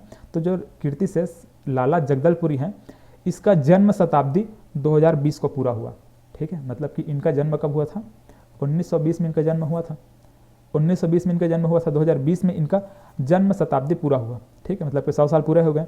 तो लाला जगदलपुरी के जन्म शताब्दी के अवसर पर लाला जगदलपुरी जिला ग्रंथालय का लोकार्पण किया गया, ठीक है। देखो इनके नाम पर जो लाला जगदलपुरी हैं, इनके नाम पर जगदलपुर में एक लाला जगदलपुरी जिला ग्रंथालय का लोकार्पण किया गया, ठीक है। जिला ग्रंथालय, लाला जगदलपुरी जिला ग्रंथालय का लोकार्पण किया गया, तो इसको याद रखना, ठीक है, ये बहुत इंपॉर्टेंट है। ये कब किया गया, किसके नाम पर किया गया, लाला जगदलपुरी इनके नाम पर किया गया। इनका एक बहुत ही प्रसिद्ध है एक रचना है, याद रखना है इसको। प्रमुख रचना कौन सा है, मिमियाती जिंदगी दहाड़ते परिवेश, ये बहुत ही इंपॉर्टेंट इनका एक रचना है, पूछा जा चुका है एग्जाम में, ठीक है। इसको आप गूगल वगैरह में सर्च करेंगे तो बहुत ही इसके बारे में आप लोग पढ़ सकते हैं क्या कैसा कैसा है। तो ये लाला जगदलपुरी याद रखना, इसके नाम पर ये जो ग्रंथालय है जगदलपुर का, इसको रखा गया है इसके नाम पर। मुख्यमंत्री द्वारा प्रतिवर्ष साहित्य सम्मेलन के आयोजन की घोषणा, देखो इन्हीं के नाम पर, ठीक है। देखो मुख्यमंत्री द्वारा प्रतिवर्ष साहित्य सम्मेलन के आयोजन की घोषणा किया गया है, ठीक है। प्रतिवर्ष अब क्या होगा, साहित्य सम्मेलन यहाँ पे होगा जगदलपुर में। लाला जगदलपुरी के नाम पर साहित्य पुरस्कार भी प्रदान किया जाएगा, ठीक है। तो ये बहुत इंपॉर्टेंट पर्सन है, इसको आप लोग ध्यान में रखेंगे, ठीक है। बहुत ही चर्चित मतलब कि प्रसिद्ध ये क्या है, साहित्यकार हैं। इनके नाम पर ये क्या हो गया, यहाँ पे ग्रंथालय होगा, इनके नाम पर यहाँ पे साहित्य पुरस्कार भी दिया जाएगा, ठीक है। इनका ये प्रमुख रचना को आप लोग याद रखेंगे, ये पूछा जा सकता है ना, मेरे को लग रहा है ये बहुत इंपॉर्टेंट है, ये कोई ना कोई एग्जाम पे इसको टपका देगा, ये पूछा जा सकता है, इसको याद रखना है आपको। चलिए, तो ये बस्तर साहित्य महोत्सव को हम लोगों ने देखा, कब हुआ था आप लोग देख लेंगे, जनवरी 2021 को। चलिए इसके बाद देखिए रामनामी समाज का बड़े भजन मेला। देखो रामनामी समाज काफ़ी लोगों को पता होगा, काफ़ी लोगों को पता नहीं होगा, तो मैं बता रहा हूँ क्या है ये। तो जो रामनामी समाज है, इनके द्वारा बड़े भजन का मेला किया जाता है, ठीक है। रामनामी समाज द्वारा जो बड़े भजन का मेला किया जाता है, इस मेला के बारे में समझा रहा हूँ आपको क्या है कैसा है। तो देखो ये समाज पहले समझ लीजिए, रामनामी समाज के लोग किस प्रकार से होते हैं, कैसे हम लोग उनको पहचान सकते हैं, इसको हम लोग थोड़ा सा यहाँ पे बता रहा हूँ। तो रामनामी समाज के लोगों के चेहरे पे मतलब कि शरीर में, चेहरे पे या फिर हाथ पैर में ही आपको राम राम राम राम लिखा हुआ देखने को मिलेगा। उनके कपड़ों पे राम राम राम राम लिखा हुआ आपने मतलब आप लोग देखेंगे। उनके द्वारा जो जैत खाम बनाया जाता है, जो इस प्रकार से जैत खाम बनाया जाता है, ठीक है, ये इस तरह से इस प्रकार से जैत खाम बनाया जाता है, तो उसमें राम राम राम राम पूरा उसमें लिखे रहते हैं, ठीक है। तो इस प्रकार से राम नाम के लोग क्या करते हैं, मतलब बहुत पुजारी होते हैं, तो इसलिए इनको रामनामी समाज कहा जाता है। तो इनके द्वारा क्या किया जाता है, बड़े भजन का मेला किया जाता है। और ये जो रामनामी समाज के लोग हैं, उसको याद रखना है आपको कि ये जो जांजगीर चांपा बलौदा बाजार रायगढ़ वाला जो क्षेत्र है, उसी के आसपास आपको ज़्यादा देखने को मिलेगा। देखो यहाँ पे महानदी, देखो यहाँ पे लिखा हुआ है महानदी के आसपास का जो क्षेत्र है, कौन कौन से क्षेत्र, पामगढ़, नवागढ़, कलतरा, ये जांजगीर, जयजयपुर, बमिंडी, मालखरौदा, चंद्रपुर, सारंगगढ़, रायगढ़, बिलाईगढ़, यहाँ पे कसडोल, ये सभी जो जगह है, मतलब कि इन जो क्षेत्र हैं, इन क्षेत्र में रामनामी लोग आपको मिलेंगे, मतलब कि देखने को मिलते हैं यहाँ पे रामनामी लोग या फिर रामनामी समाज के लोग हैं महानदी के आसपास ही, ठीक है। हम लोग जानते हैं महानदी के आसपास कौन कौन क्षेत्र है, ये सभी क्षेत्र है, आपका बलौदा बाजार और आपका जांजगीर चांपा वाला क्षेत्र, आपका रायगढ़ वाला क्षेत्र, तो इन सभी के आसपास ये रामनामी जो समाज के लोग हैं वो देखने को आपको मिल जाएंगे। तो प्रतिवर्ष पूष माह की एकादशी को, ठीक है, इसको हम लोग विशेष करके याद रखेंगे। पूष माह का जो एकादशी है, उस दिन बड़े भजन का मेला आयोजित किया जाता है। इनके द्वारा रामनामी समाज के जो लोग हैं, उनके द्वारा बड़े भजन का मेला पूष माह की एकादशी को आयोजित किया जाता है। और देखिए इसमें ये जो मेला है पूष माह का, जो पूष माह की जो एकादशी है, पूष माह का एकादशी में जो मेला होता है, कौन सा मेला, बड़े भजन का मेला, ठीक है। रामनामी समाज का बड़े भजन जो मेला होता है, वो मतलब ऐसा है कि महानदी के एक बार इस पार होगा तो एक बार उस पार होगा। जैसे कि मानकर चलिए इस प्रकार से महानदी है, इस तरह से, ठीक है, इधर आपका जांजगीर चांपा है, इधर आपका बलौदा बाजार है, तो एक बार महानदी के इस साइड होगा, मतलब कि इधर होगा जांजगीर चांपा वाले क्षेत्र में, एक बार आपको इधर बलौदा बाजार वाले क्षेत्र में होगा, ठीक है। कभी फिर उस पार मानकर चलिए इधर रायगढ़ आ गया, तो इस बार कभी सारंगगढ़ वाले क्षेत्र में इस प्रकार से होगा। तो इसी प्रकार से महानदी की इस पार और उस पार इस प्रकार से होता है, ठीक है। देखो यहाँ पे लिखा हुआ है देखो ये 3 दिवस का मेला होता है ना, इसको भी याद रखना है आपको, 3 दिन का मेला होता है।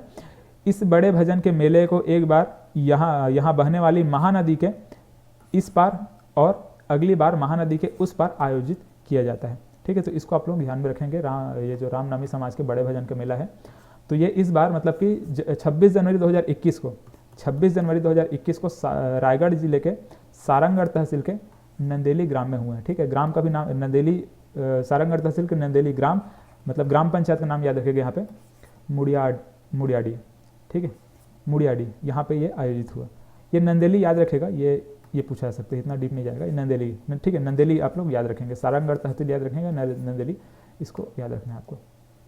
चलिए, कब हुआ इसको भी याद रख लेना आपको, 24 जनवरी 2021। देखो, हालांकि ये नहीं पूछा जाएगा आपसे, पूछा जाएगा ये पूष माह के एकादशी। ठीक है, पूष माह के एकादशी को ये बड़े भजन जो मेला है वो होता है। ठीक है, कहाँ हुआ याद रख लेना है आपको ये। चलिए, तो ये जो रामनामी समाज के जो लोग हैं कहाँ पे निवास करते हैं ये भी समझ में आ गया आपको। महानदी के आसपास से देखने को मिलेगा, जांजगीर चांपा और बड़ौदा बाजार वाले क्षेत्र में। शरीर में पूरे राम राम राम लिखा रहेगा, कपड़े में पूरा राम राम लिखा रहेगा। ठीक है, इनका जो जैत खाम होता है उसमें भी राम राम लिखा रहता है। ठीक है, अब देखिए इसके बाद न्यूनतम समर्थन मूल्य पर फसल खरीदी 2021-22 धान। तो धान्य का जो न्यूनतम समर्थन मूल्य है, सामान्य ग्रेड का जो धान है उसके लिए 1940 रुपये प्रति क्विंटल, ए ग्रेड का जो धान है उसके लिए 1960 रुपये प्रति क्विंटल। ठीक है, तो ये दोनों को आपको याद रखना पड़ेगा, दोनों रेट को आप मतलब दोनों न्यूनतम समर्थन मूल्य को आपको याद रखना पड़ेगा। इंपॉर्टेंट है यहाँ पे आपका ये जो सामान्य ग्रेड वाला जो धान है, सामान्य धान, इसका प्राइस मतलब ये पूछा जा चुका है 1940 वाला जो है, ये एक बार कोई एग्जाम में भी पूछा गया था। और इसको देखिए, जो धान का खरीदी है वो 1 दिसंबर 2021 से लेकर के 31 जनवरी 2022 तक ये खरीदी किया गया। कुल पंजीकृत कृषक, इसको भी याद रखना है आपको, कुल पंजीकृत कृषक कितने हैं इसको याद रखना पड़ेगा आपको, 22.64 लाख। बहुत इंपॉर्टेंट है, ये पूछा जा सकता है 2021-22 में कुल पंजीकृत कृषक, मतलब धान खरीदी के लिए कुल पंजीकृत कृषक कितने हैं, इस प्रकार से प्रश्न पूछा जा सकता है। ठीक है, देखो 2020-21 में कितने थे, 21.52 लाख। इस बार कितने हैं, 22.66 लाख, बढ़ चुके हैं। ठीक है, कितना बढ़ा है इंपॉर्टेंट नहीं है, बस ये डाटा आपको याद रखना पड़ेगा। चलिए, तो कुल पंजीकृत कृषक याद रखेगा इसको। धान खरीदी का लक्ष्य, ठीक है, ये लक्ष्य भी आपको याद रखना पड़ेगा, 105 लाख टन। ठीक है, धान खरीदी का लक्ष्य कितना रखा गया है, 105 लाख टन धान खरीदी का लक्ष्य रखा गया है। इसके बाद देखिए क्या है, मक्का है, गेहूं है, ज्वार, बाजरा, मूंगफली, सोयाबीन। तो इन सब का जो न्यूनतम समर्थन मूल्य याद रखना है आपको। मक्का का 1870 प्रति क्विंटल, गेहूं का 1975 प्रति क्विंटल, ज्वार का 2738 प्रति क्विंटल, और यहाँ पे 2738 रुपये प्रति क्विंटल। यहाँ पे बाजरा 2250 रुपये प्रति क्विंटल, और यहाँ पे 5550 रुपये प्रति क्विंटल। सोयाबीन का 3950 रुपये प्रति क्विंटल। तो सबका अलग अलग रेट है, आप लोग इसको देख लेंगे। आपको इसको तो याद करना पड़ेगा, इसका तो कोई तरीका नहीं है याद करवाने का या फिर समझाने का, इसको आप लोगों को देखना पड़ेगा खुद से। चलिए, तो धान के लिए आप लोग इसको याद रखेगा, ये दो डाटा को इंपॉर्टेंट है, और ये। ठीक है, चलिए देखिए अब इसके बाद राम वन गमन पर्यटन परिपथ। कुल लंबाई याद रख लेना आपको, ये इंपॉर्टेंट है। ठीक, ये पूछा जा सकता है। कुल चिन्हांकित स्थल कितने हैं, 75 हैं। वर्तमान में टोटल चिन्हांकित स्थल कितने हैं, 75 कर चुके हैं। प्रथम चरण में चिन्हांकित जो स्थल है वो 9 थे। ठीक है, मतलब शुरुआत में 9 स्थलों का ही पहले चयन किया गया था कि सिर्फ इतने स्थल में राम वन गमन पथ बनाए जाएंगे। फिर इसके बाद धीरे धीरे बढ़ते 75 स्थल हो चुके हैं जहाँ जो राम वन गमन पथ यहाँ से बनाए जा रहे हैं। ठीक है, तो ये 9 स्थल को आपको याद रखना है। ठीक है, यहाँ पे 9 स्थल का यहाँ पे नाम आपको दिया गया है, इसको मैं आगे समझाऊंगा। तो देखो, ये राम वन गमन पथ अभी इंपॉर्टेंट क्यों है, तो इसका लोकार्पण किया गया। ठीक है, लोकार्पण कहाँ किया गया, चंदखुरी स्थित कौशल्या माता मंदिर में प्रथम चरण का लोकार्पण किया गया। ठीक है, प्रथम चरण मतलब कि देखिए प्रथम चरण में कितने थे, 9 थे। तो जो 9 स्थल चिन्हांकित किए गए हैं, इनका मतलब ये लोकार्पण इनके मतलब किया गया। तो लोकार्पण कहाँ से किया गया, चंदखुरी में किया गया। ठीक है, ये जो राम वन गमन पथ है इसमें चंदखुरी भी एक जगह है जो शामिल है। ठीक है, तो रायपुर में स्थित है ये चंदखुरी। तो कौशल्या माता मंदिर चंदखुरी में प्रथम चरण का लोकार्पण किया गया। कौशल्या माता मंदिर के समीप जलाशय तालाब में भगवान श्री राम का 51 फीट की ऊंची प्रतिमा का लोकार्पण भी किया गया है। ठीक है, तो ये जो कौशल्या माता का जो मंदिर है कहाँ, चंदखुरी में। ठीक है, चंदखुरी में जो कौशल्या माता का मंदिर है वहीं पे ये 51 फीट का ऊंची प्रतिमा भगवान श्री राम का यहाँ पे लोकार्पण किया गया है। तो इसको भी याद रखना है आपको। देखो, तो यहाँ पे जितने भी जो राम वन गमन पथ के जो मतलब की जगह है इसको याद रखना है आपको। ठीक है, ये हालांकि इसको बताने की जरूरत नहीं है, बहुत बार इसको पढ़े होंगे आप लोग। ठीक है, कोरिया के सीतामढ़ी हरचौका रामगढ़ सरगुजा का, शिविर नारायण जांजगीर चांपा में है, तुरतुरिया बलौदा बाजार में है, चंदखुरी रायपुर में है, राजिम गरियाबंद में है, सिहावा सप्तऋषि आश्रम धमतरी में है, जगदलपुर बस्तर में और रामाराम सुकमा। तो इन 9 स्थानों को आपको विशेष करके याद रखना पड़ेगा। इसमें ये जो चंदखुरी यहाँ पे लोकार्पण किया गया है, इसको भी आपको याद रखना पड़ेगा। ठीक है, तो ये प्रथम चरण में जितने भी जो स्थल चिन्हांकित किए गए थे उनका लोकार्पण कर दिया गया है। लोकार्पण कहाँ किया गया? चंदखुरी में किया गया। प्रथम चरण का लोकार्पण किया गया, इसको भी आपको ध्यान में रखना है। चलिए देखते हैं Indus best mega food park. Indus best mega food park Raipur. देखो, तो ये एक फूड पार्क है। ठीक है, ये फूड पार्क है। मतलब देखो, फूड पार्क मतलब क्या होता है, आगे इसको समझाऊंगा आपको। तो ये जो फूड पार्क है कहाँ बनाया गया है? रायपुर में बनाया गया है। रायपुर का गांव, मतलब रायपुर में ये जो ग्राम का नाम याद रखना है आपको। ठीक है, बेमता सरोरा। बेमता सरोरा, यहाँ पे ये फूड पार्क बनाया जा रहा है। कौन सा? Indus mega food park. ठीक है, Indus mega food park Raipur के ग्राम बेमता सरोरा में बनाया जा रहा है। ठीक है, तो इसको आपको विशेष करके ध्यान रखना पड़ेगा कि कहाँ बनाया जा रहा है। ठीक है, अब देखिए, तो इसका उद्घाटन क्या किया गया? वर्चुअल रूप से किया गया। इंडस मेगा फूड पार्क, ये इंग्लिश में नाम लिखा है, इसको भी आप लोग देख लेंगे। इसके चेयरमैन श्री रुद्रसेन सिंधु। ठीक है, श्री रुद्रसेन सिंधु, इसको भी याद रख लेना आपको। जो इंडस मेगा फूड पार्क है रायपुर में, इसका जो चेयरमैन है, इसका नाम आपको याद रखना है। अब देखिएगा, भारत में टोटल 22 मेगा फूड पार्क अभी काम कर रहे हैं। वर्तमान में देखा जाए तो भारत में 22 मेगा फूड पार्क काम कर रहे हैं। इसमें हमारा छत्तीसगढ़ का एक फूड पार्क ये बनाया गया। ठीक है, ये ठीक है, टोटल कितने हैं? 22 हैं। इसमें हमारे एक छत्तीसगढ़ भी ये अब शामिल हो चुका है। तो ये हमारे छत्तीसगढ़ का ये Indus best mega food park, इसको याद रखिएगा, रायपुर में स्थित है, ये बनाया गया है। और भारत में टोटल यहाँ पे 22 मेगा फूड पार्क अभी काम कर रहे हैं।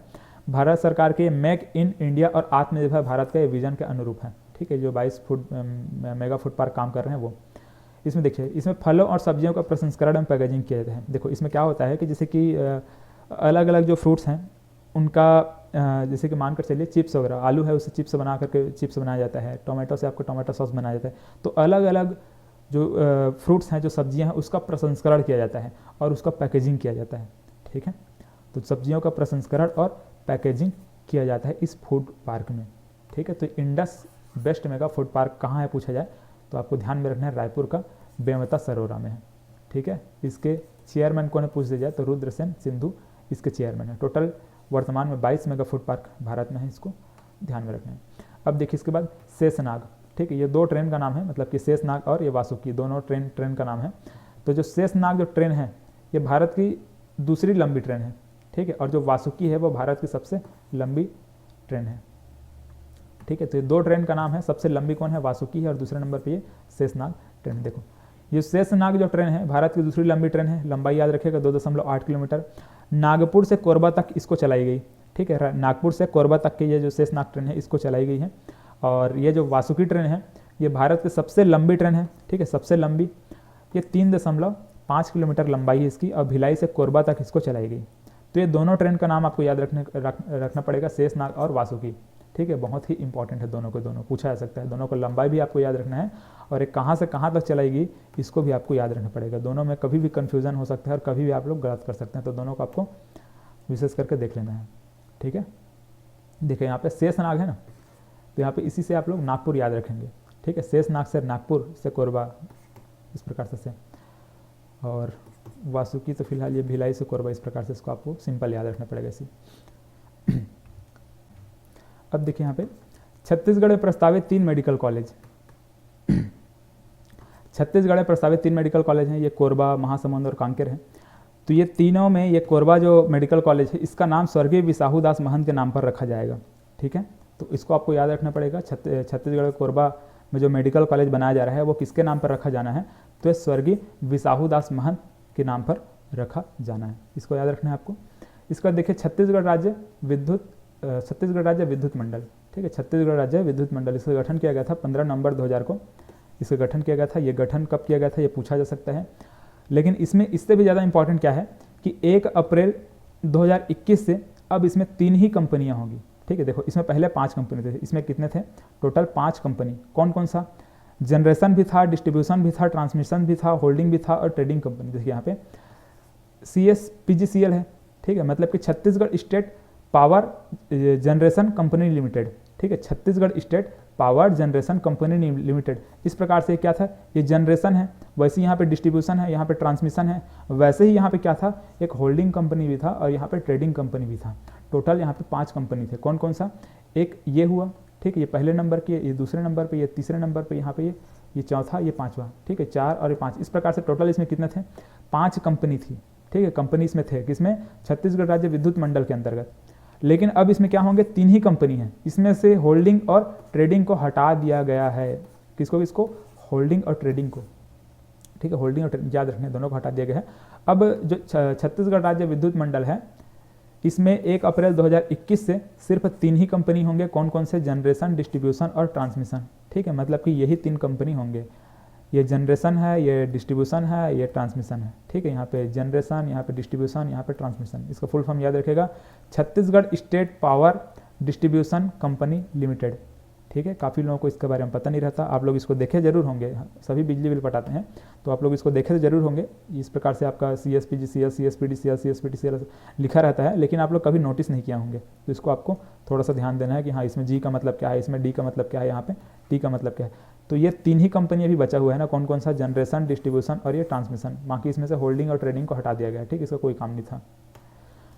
चलिए, तो ये हुआ छत्तीसगढ़ राज्य विद्युत मंडल। अब इसके बाद देखते हैं चर्चित सम्मेलन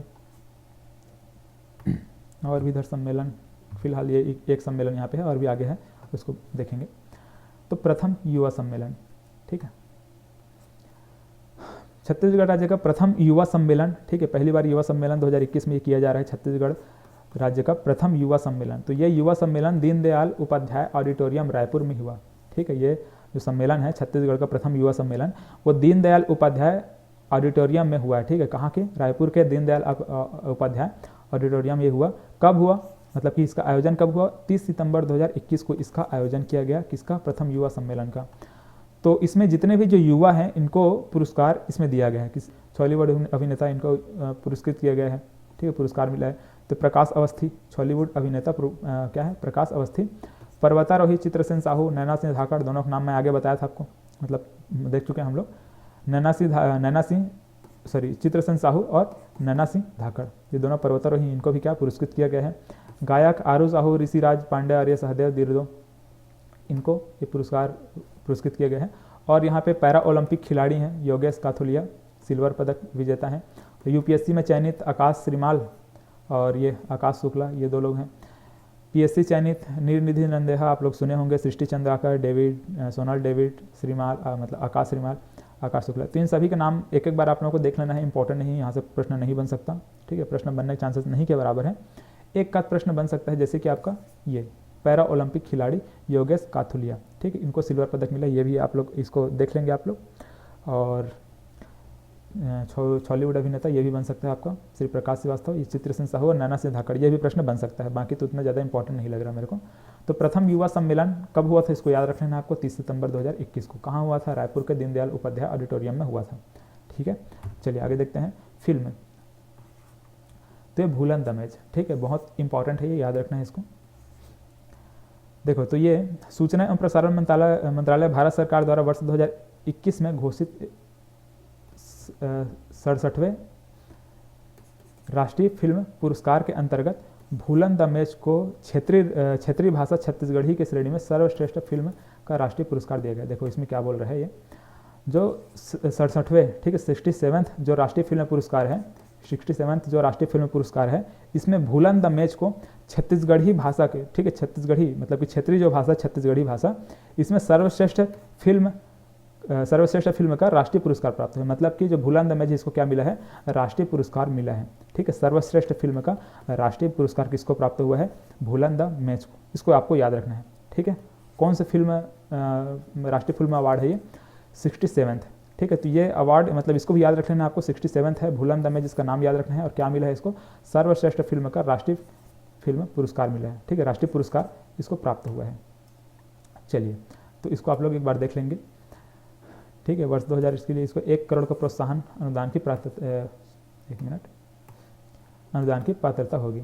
इसके बाद द जोगी, तो जो अजित जोगी हैं, ठीक है, अजित जोगी नहीं है अभी तो फिलहाल, तो जो द जोगी ये जो फिल्म बन रहा है ये किसके ऊपर बन रहा है, अजित जोगी पर बायोपिक बन रहा है, ठीक है, इनका तो निधन हो चुका है अजीत जोगी का। तो इनके ऊपर क्या बन रही है, द जोगी नाम से एक बायोपिक फिल्म बन रहा है। निर्माता कौन है देख लीजिएगा, अरविंद कुर्रे। इसी प्रकार से वीर नरसिंह बैटल ऑफ सोना खान, ये भी एक क्या है, फिल्म है, फिल्म का एक नाम है। जैसे कि द जोगी एक फिल्म है ना, ये एक फिल्म है, ये भूलन दमेज हम लोगों ने यहाँ पे देखा, वैसे यहाँ पे वीर नरसिंह बैटल, देखो वीर नरसिंह बैटल ऑफ सोना खान, ठीक है, ये एक फिल्म इस पे बनाया जा रहा है। मतलब कि जो वीर नरसिंह हैं, सोना खान के जो बहादुर वीर नरसिंह हैं, इनके ऊपर एक फिल्म बनाया जा रहा है। क्या नाम है इसका, वीर नरसिंह बैटल ऑफ सोना खान, ठीक है। इसका निर्माता कौन है, ये रॉकेट रेंज, ठीक है, रॉकेट रेंज। तो देख लेना इसको, ठीक है। मतलब कि इनके ऊपर ये फिल्म बन रहा है, इतने को आपको ध्यान में रखना है। और तो भूलन दमेज को इसको याद रख लेना है, ठीक है। 67वां जो राष्ट्रीय फिल्म पुरस्कार है, इसमें इसको सर्वश्रेष्ठ फिल्म का राष्ट्रीय पुरस्कार प्राप्त हुआ है। चलिए, तो ये हुआ फिल्म के बारे में। अब देखिए कुछ महत्वपूर्ण तथ्य, सारे के सारे पॉइंट महत्वपूर्ण है, तो आपको स्किप नहीं करना है, एक एक पॉइंट को देखते हुए जाना है। तो देखिए 2020-21 में मनरेगा के अंतर्गत रोजगार देने में छत्तीसगढ़ को प्रथम स्थान प्राप्त हुआ है, ठीक, इसको याद रखना है आपको। छत्तीसगढ़ को 2020-21 में मनरेगा के अंतर्गत रोजगार देने में प्रथम स्थान प्राप्त हुआ है। दूसरे स्थान पर पश्चिम बंगाल है, ठीक है, इतना पॉइंट याद रखना है आपको। इसके बाद छत्तीसगढ़ राज्य प्रवासी श्रमिक नीति, छत्तीसगढ़ राज्य प्रवासी श्रमिक नीति, ये बहुत इंपॉर्टेंट है। 18 मार्च 2021 को इसकी अधिसूचना जारी हुई है और इसका उद्देश्य क्या है, तो प्रवासी श्रमिकों का कल्याण, संरक्षण एवं सामाजिक सुरक्षा सुनिश्चित करना, ठीक है। प्रवासी श्रमिकों का कल्याण, संरक्षण एवं सामाजिक सुरक्षा सुनिश्चित करना इसका मुख्य उद्देश्य है। इनका डाटाबेस तैयार करना, मतलब कि प्रवासी श्रमिकों का डाटाबेस तैयार करके उनको बेहतर रोजगार देना, सुरक्षा सुनिश्चित करना और सुगम प्रवास सुनिश्चित करना। तो ये सभी इसका क्या है, मुख्य उद्देश्य है। किसका, छत्तीसगढ़ राज्य प्रवासी श्रमिक नीति 2020 का उद्देश्य है। मतलब कि जो छत्तीसगढ़ में बाहर से काम करने वाले जो श्रमिक आते हैं, उनका मुख्य रूप से सुरक्षा और उनको सुरक्षित एवं सुगम प्रवास सुनिश्चित करना, उनका डाटाबेस तैयार करना इसका मुख्य उद्देश्य है, ठीक है। इसका देखिए municipal performance index, municipal performance index, तो इसमें छत्तीसगढ़ के 2 शहर कौन कौन सा, रायपुर शहर और बिलासपुर शहर, इन दोनों शहर को 7वां स्थान प्राप्त हुआ है। मतलब कि देखिए रायपुर शहर को 10 लाख से अधिक जनसंख्या वाले श्रेणी में 7वां स्थान प्राप्त हुआ है। वैसे ही बिलासपुर शहर को 10 लाख से कम जनसंख्या वाले श्रेणी में, मतलब कि 10 कम जनसंख्या वाले शहरों की श्रेणी में 7वां स्थान प्राप्त है। तो दोनों शहर को 7वां मिला है, तो याद रखिएगा म्यूनिसिपल परफॉर्मेंस इंडेक्स में, ठीक है। म्यूनिसिपल परफॉर्मेंस इंडेक्स में दोनों राज्यों को, मतलब कि दोनों शहरों को पहले 7वां स्थान प्राप्त हुआ है, ठीक है। बस इतना आपको याद रखना है। अब देखिए इसमें pilgrimage rejuvenation and spiritual augmentation drive, तो इसका फुल फॉर्म आप लोग वहाँ पे देख लेंगे आप लोग, इसका क्या है देखिए, शॉर्ट फॉर्म क्या है, प्रसाद योजना, ठीक है। Pilgrimage rejuvenation and spiritual augmentation drive, इसका ये फुल फॉर्म है और इसके प्रसाद योजना इसको बोलते हैं। देखो ये जो है प्रसाद योजना के नाम से ये प्रसिद्ध है, ठीक है। तो इसको आपको विशेष करके ध्यान रखना पड़ेगा। तो भारत सरकार द्वारा जो प्रसाद योजना चलाई जा रही है, इसमें क्या होता है कि जो जितने भी जो धार्मिक स्थल हैं, ठीक है, उनको और अच्छे से उनका बढ़ावा देना, उसको और विकसित करना, ठीक है। जैसे कि यहाँ पे देखिए बमलेश्वरी मंदिर है, ठीक है, छत्तीसगढ़ का जो बमलेश्वरी मंदिर है डोंगरगढ़ में, तो इस योजना के अंतर्गत इसको शामिल किया गया है। किसमें, प्रसाद योजना के अंतर्गत हमारे छत्तीसगढ़ का जो बमलेश्वरी मंदिर है इसको शामिल किया गया है, ठीक है। मतलब कि देखो ये जो बमलेश्वरी मंदिर है इसका और भी अच्छे तरीके से देख रेख यहाँ पे किया जाएगा प्रसाद योजना के तहत, और उसका डेवलपमेंट यहाँ पे होगा, मतलब कि इसको डेवलप किया जाएगा, किसको, बमलेश्वरी मंदिर को। तो प्रसाद योजना के अंतर्गत हमारे छत्तीसगढ़ का ये बमलेश्वरी मंदिर को शामिल किया गया है, इसको आप लोगों को ध्यान में रखना, ठीक है। बस इतना इंपॉर्टेंट है, छत्तीसगढ़ का ये बमलेश्वरी मंदिर को प्रसाद योजना के अंतर्गत शामिल किया गया है। चलिए स्वदेश दर्शन योजना, ठीक है, स्वदेश दर्शन योजना रामायण सर्किट में छत्तीसगढ़ का जगदलपुर भी शामिल है। देखो स्वदेश दर्शन योजना के अंतर्गत जो रामायण सर्किट बनाया जा रहा है, इसमें छत्तीसगढ़ का जगदलपुर को शामिल किया गया है, इसको आपको याद रखना है, ठीक है। तो स्वदेश दर्शन योजना और यहाँ पे आपको प्रसाद योजना है, दोनों का आपको दोनों में कंफ्यूज नहीं होना है। प्रसाद योजना में आपका बमलेश्वरी मंदिर शामिल किया गया है दंतेवाड़ा का, और स्वदेश दर्शन योजना में जगदलपुर शामिल किया गया है, ठीक है। देखो इसमें स्वदेश दर्शन योजना में 10 राज्यों के 15 स्थानों को रेल सड़क और हवाई अड्डा के रूप में जोड़ना इसका मुख्य काम है, ठीक है। देखो रामायण सर्किट दिख रहा है ना, रामायण सर्किट लिखा हुआ है, मतलब कि वही चीज़ है यहाँ पे। देखो रेल सड़क और हवाई रूप से जोड़ना, ठीक है, मतलब किस प्रकार से एक सर्किट बनाना है इन सब स्थानों को, 15 स्थानों को जोड़ करके, ठीक है। तो इन 15 स्थानों में हमारे जगदलपुर भी शामिल है, इसको याद रखेंगे। तो स्वदेश दर्शन योजना के अंतर्गत हमारे छत्तीसगढ़ का जगदलपुर भी शामिल है।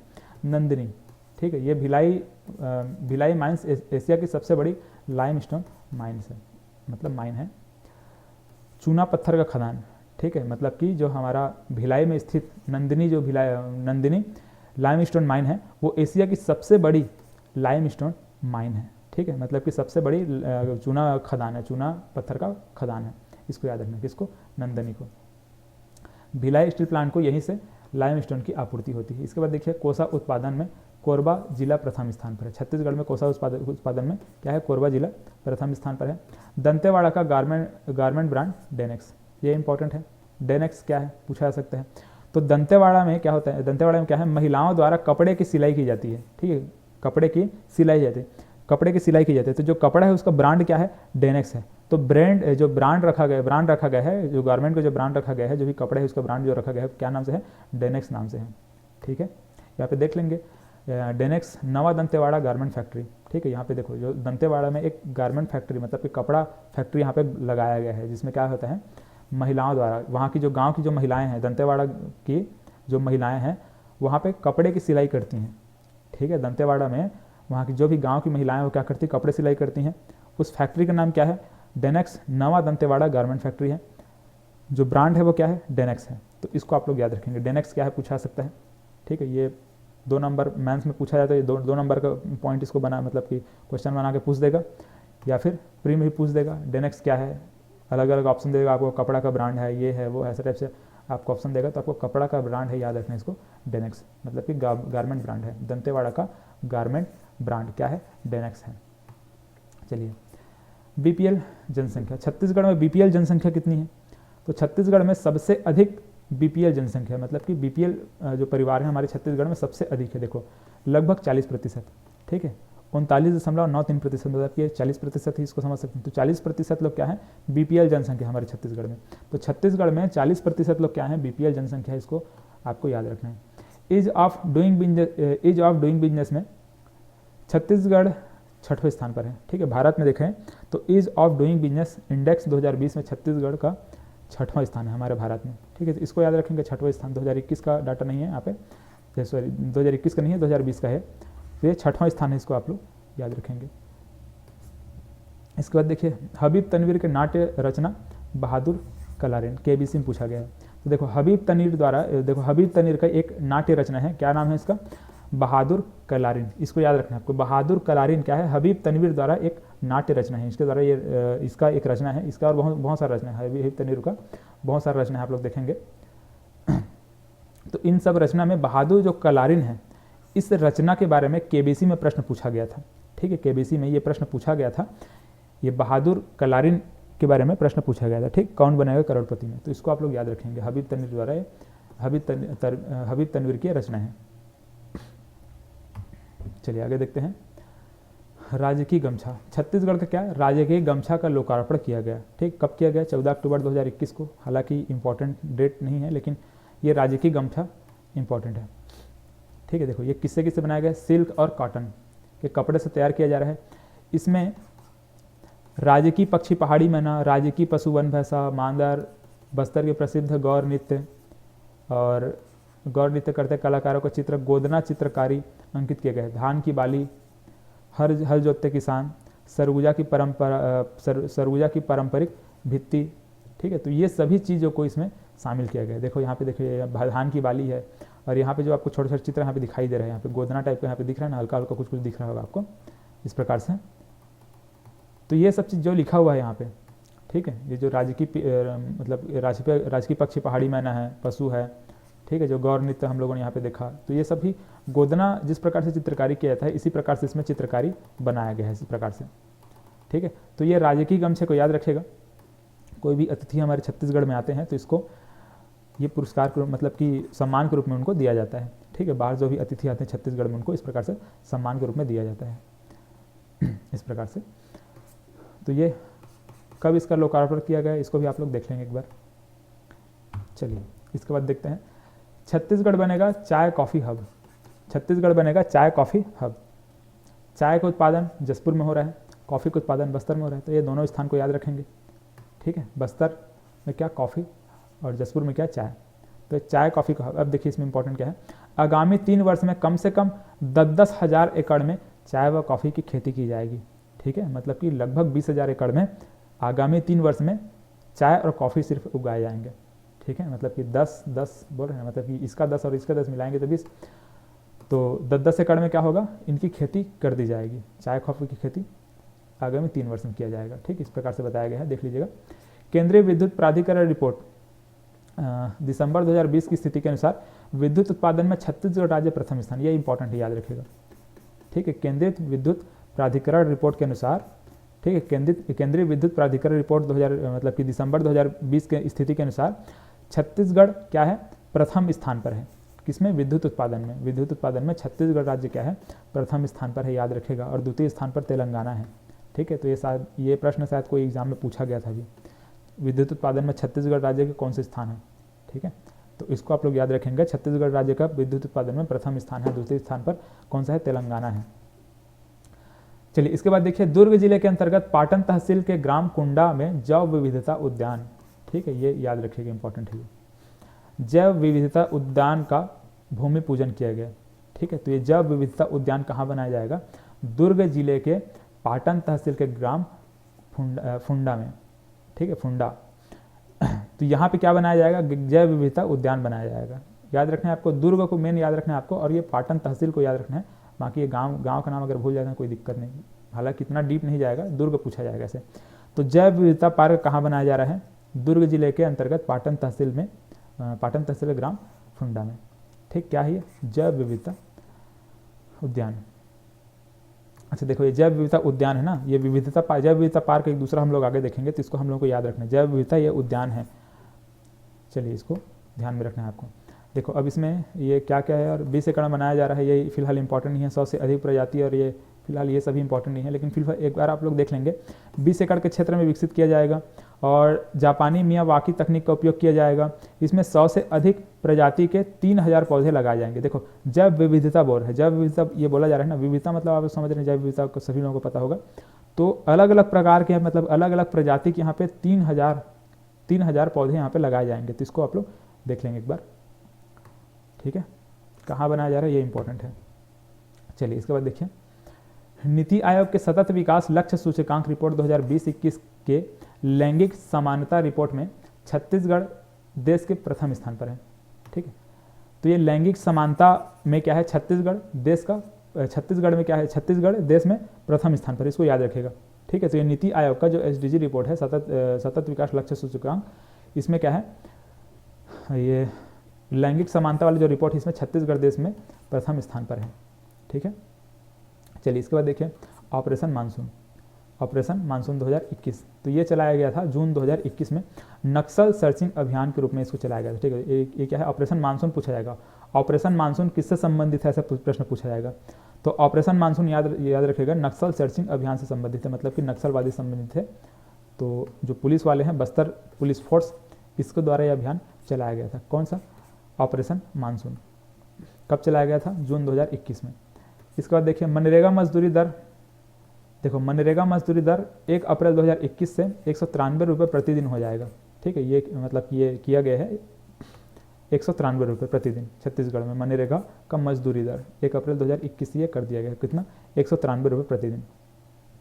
इसके बाद देखिए, जसपुर में क्या, हिरण अभ्यारण्य बनाया जाएगा।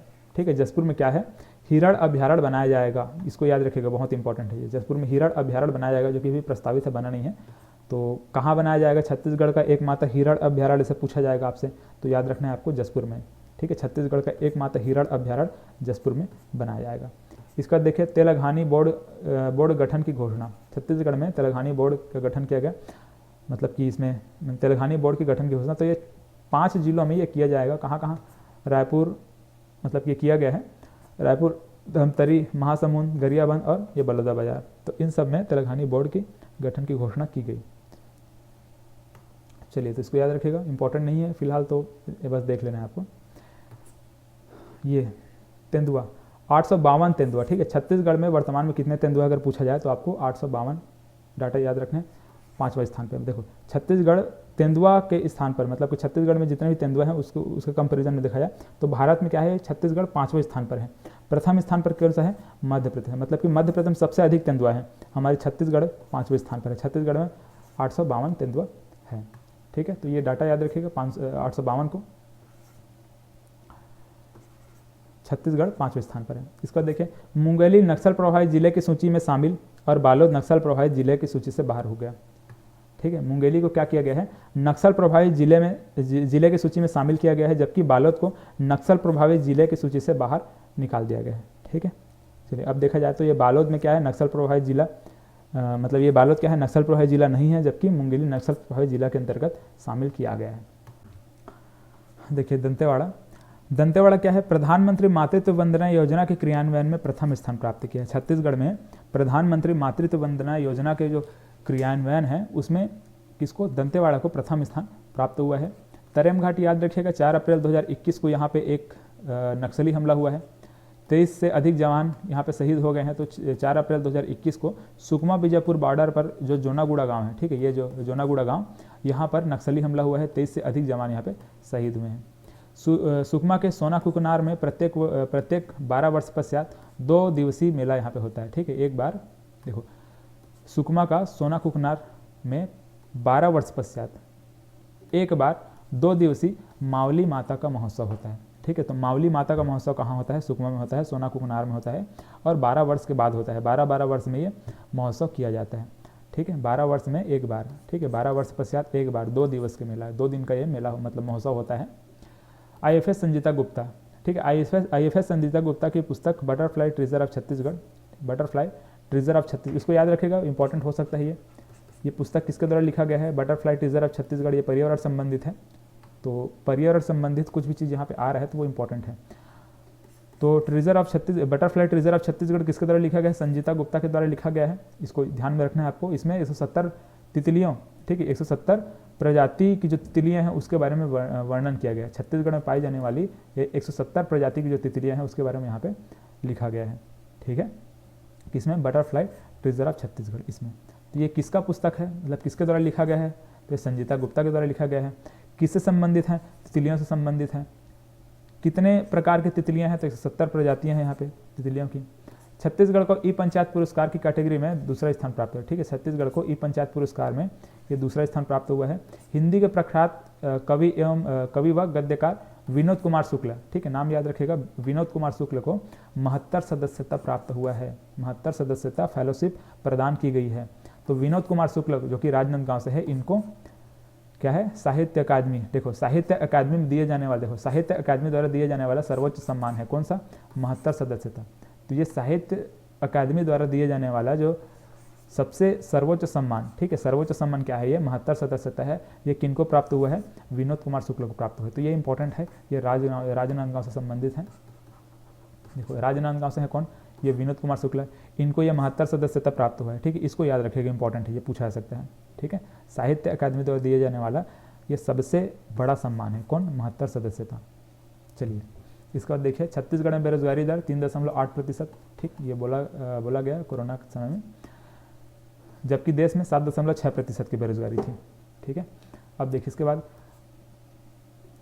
मायाराम सुरजन कन्या विद्यालय रायपुर। देखो मायाराम सुरजन कन्या विद्यालय, ये एक स्कूल का नाम है, मायाराम सुरजन कन्या विद्यालय रायपुर। ये छत्तीसगढ़ का पहला स्वामी आत्मानंद हिंदी माध्यम स्कूल है। देखो हम लोगों ने इंग्लिश मीडियम स्कूल देखा, स्वामी आत्मानंद इंग्लिश मीडियम मतलब स्कूल आप लोगों ने सुना होगा। ठीक है, लेकिन क्या है, पहला हिंदी माध्यम स्कूल है। ठीक है, हिंदी, देखो जैसे कि ये Swami Atmanand English medium school बनाया जा रहा है, वैसे यहाँ पे हिंदी माध्यम स्कूल भी बनाया गया। किसको, ये मायाराम सुरजन कन्या विद्यालय को। ये छत्तीसगढ़ का पहला हिंदी माध्यम स्वामी आत्मानंद हिंदी माध्यम स्कूल है। ठीक है, इसको ध्यान में रखना है आपको। प्रदेश का, छत्तीसगढ़ का पहला स्वामी आत्मानंद हिंदी माध्यम स्कूल कौन सा है, तो ये मायाराम सुरजन कन्या विद्यालय। कब, 2 अक्टूबर 2021 को मुख्यमंत्री भूपेश बघेल ने इसकी घोषणा किया। ठीक है, गांधी जयंती के दिन। छत्तीसगढ़ सरकार द्वारा नए बोर्ड की स्थापना, 3 नए बोर्ड बनाए गए हैं, इंपॉर्टेंट याद रखिएगा, चर्मकार बोर्ड, रजककार बोर्ड और लौह शिल्प बोर्ड। ठीक है, तो ये 3 नए बोर्ड बनाए गए हैं, तीनों बोर्ड इंपॉर्टेंट है, याद रखिएगा, बहुत ही इंपॉर्टेंट है, ये पूछा जा सकता है। 3 कौन कौन से नए बोर्ड बनाए गए हैं, ऑप्शन में 3 दे देगा, एक और कोई दे देगा जिसमें वो नहीं रहेगा, तो ये तीनों को आपको याद रखना है, चर्मकार, रजककार और ये लौह शिल्प। ठीक है, चमड़े संबंधित कार्य यहाँ मतलब होता है, चर्मकार जान रहे होंगे आप लोग, रजककार ये कपड़ा धोने से संबंधित है। ठीक है, ये लौह शिल्पकार आप लोग जान रहे हैं, लोहा वगैरह का जो भी कार्य किया जाता है वो लौह शिल्पकारी के अंतर्गत है। इनका मुख्यालय रायपुर में होगा। तीनों बोर्ड आदिम जाति तथा जनजाति विकास विभाग के अंतर्गत काम करेंगे। चलिए देख लेंगे इसको आप लोग। इसके बाद देखिए, एनटीपीसी कोरबा ने विद्युत उत्पादन में देश में प्रथम स्थान प्राप्त किया। याद रखना बहुत इंपॉर्टेंट है, एनटीपीसी कोरबा ने विद्युत उत्पादन में देश में प्रथम स्थान प्राप्त हुआ है।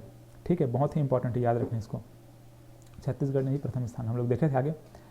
इसके बाद देखिए, बस्तर के शिक्षक श्री प्रमोद कुमार शुक्ल, बस्तर के शिक्षक प्रमोद कुमार शुक्ल को राष्ट्रीय शिक्षक पुरस्कार 2021 से सम्मानित किया गया।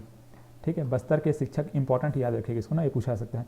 तो प्रमोद कुमार शुक्ला को राष्ट्रीय शिक्षक पुरस्कार 2021 से सम्मानित किया गया। कोलकाता, देखो यहाँ पे क्या बोल रहे हैं, कोलकाता में आयोजित देश के सबसे बड़े टूरिज्म ट्रेड फेयर में बस्तर को the most promising new destination 2021 award से सम्मानित किया गया। देखो कोलकाता में ये आयोजित किया गया था, क्या, टूरिज्म ट्रेड फेयर। ठीक है, टूरिज्म ट्रेड फेयर, इसमें बस्तर को the most promising new destination award से सम्मानित किया गया है। तो इसको आप लोग एक बार देख लेंगे क्या है। ठीक है, एक अवार्ड है जो कि बस्तर को दिया गया है। सांसद रत्न पुरस्कार, छत्तीसगढ़ के सांसद छाया वर्मा को, ठीक है, छत्तीसगढ़ सांसद छाया वर्मा को यह पुरस्कार प्राप्त हुआ, सांसद रत्न पुरस्कार। इसका याद रखना है आपको, देखो सांसद रत्न 2020 वाला पुरस्कार है ना, तो लेकिन इसको याद रखना इंपॉर्टेंट, ये पूछा सकता है। शिक्षक छविराम पटेल राष्ट्रीय समाज सेवा रत्न अवार्ड से सम्मानित किया गया इसको। नानाजी देशमुख राष्ट्रीय गौरव ग्राम सभा पुरस्कार, तो एक गोटाईगुड़ा को याद रखेगा। नानाजी देशमुख राष्ट्रीय गौरव ग्राम सभा पुरस्कार किसको दिया गया है, गोटाईगुड़ा, ये पूछा जा सकता है। तो गोटाईगुड़ा भोपालपट्टनम, ये मतलब बीजापुर का है। ठीक है, बीजापुर में है, जिला बीजापुर में गोटाईगुड़ा, याद रखिएगा। गोटाईगुड़ा एक गाँव है, गाँव का नाम है, भोपालपट्टनम विकास खंड है। तो ये नानाजी देशमुख राष्ट्रीय गौरव ग्राम सभा पुरस्कार इसको प्राप्त हुआ है। ठीक, कहाँ है, बीजापुर में है। महात्मा गांधी राष्ट्रीय पुरस्कार, महात्मा गांधी अंतर्राष्ट्रीय पुरस्कार 2021, तो ये किसको प्राप्त हुआ है, कब दिया गया, 2 अक्टूबर 2021 को प्रदान किया गया। सुनील त्रिवेदी एवं राजीव रंजन प्रसाद, दो नाम याद रखिएगा, सुनील त्रिवेदी एवं राजीव रंजन प्रसाद, ये दोनों को महात्मा गांधी अंतर्राष्ट्रीय पुरस्कार प्रदान किया गया है। ठीक है, चलिए अब इसके बाद देखिए, भोरामदेव सहकारी शक्कर कारखाना कबीरधाम में होगा एथेनॉल प्लांट की स्थापना। देखो भोरामदेव जो सहकारी शक्कर कारखाना है कबीरधाम में, वहाँ पे एथेनॉल प्लांट की स्थापना की जाएगी।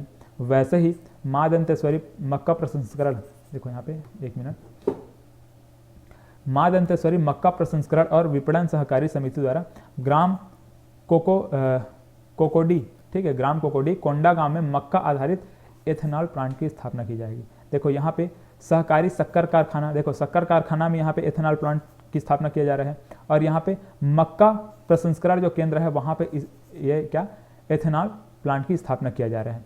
यहाँ पे कुल, देखो यहाँ पे कुल लागत इतना है, और इस प्लांट में देखो ये हालांकि लागत इंपॉर्टेंट नहीं है, प्रति वर्ष 63,600 मीट्रिक टन मक्के का उपयोग करके एथेनॉल का निर्माण किया जाएगा। ठीक है, तो एथेनॉल संयंत्र का निर्माण, मतलब एथेनॉल संयंत्र यहाँ पे स्थापित किया जा रहा है। यहाँ पे एथेनॉल बनाया जाएगा किसके द्वारा, मक्के के माध्यम से एथेनॉल बनाया जाएगा।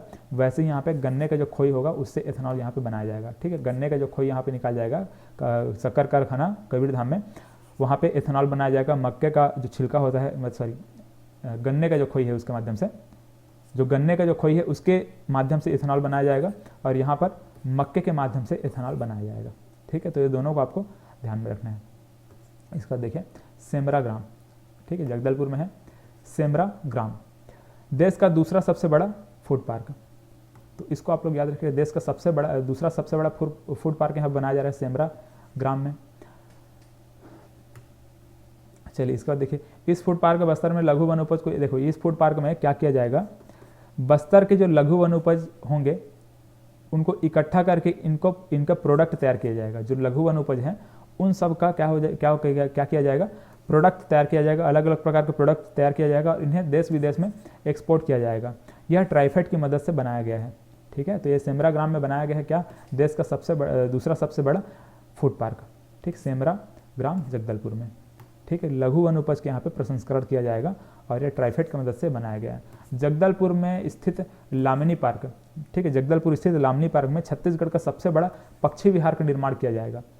ठीक है, जगदलपुर में स्थित क्या है, लामिनी पार्क है, यहाँ पे सबसे बड़ा पक्षी विहार का निर्माण किया जा रहा है।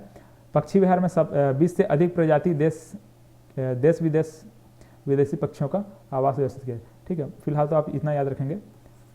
जगदलपुर में स्थित क्या लामनी पार्क, यहाँ पे पक्षी विहार का निर्माण किया जा रहा है। ठीक है, और बाकी कितना प्रजाति यहाँ पे कहाँ से आने वाले हैं देश विदेश से, इन सबको हमको ध्यान नहीं रखना है। ठीक है, चलिए इसके बाद देखिए शहीद नंद कुमार पटेल विश्वविद्यालय रायगढ़। ठीक है, इसके प्रथम कुलपति कौन है? प्रोफेसर ललित प्रकाश पटेरिया। इंपॉर्टेंट है, ये पूछा सकता है। ठीक है, तो ये शहीद नंद कुमार पटेल विश्वविद्यालय है, ये अभी मतलब 2020 में इसको बनाया गया है। 25 नवंबर 2020 को इसका गठन हुआ है। अटल बिहारी वाजपेयी विश्वविद्यालय बिलासपुर से अलग होकर के इस विश्वविद्यालय को बनाया गया है। सभी लोगों को पता होगा इसके बारे में।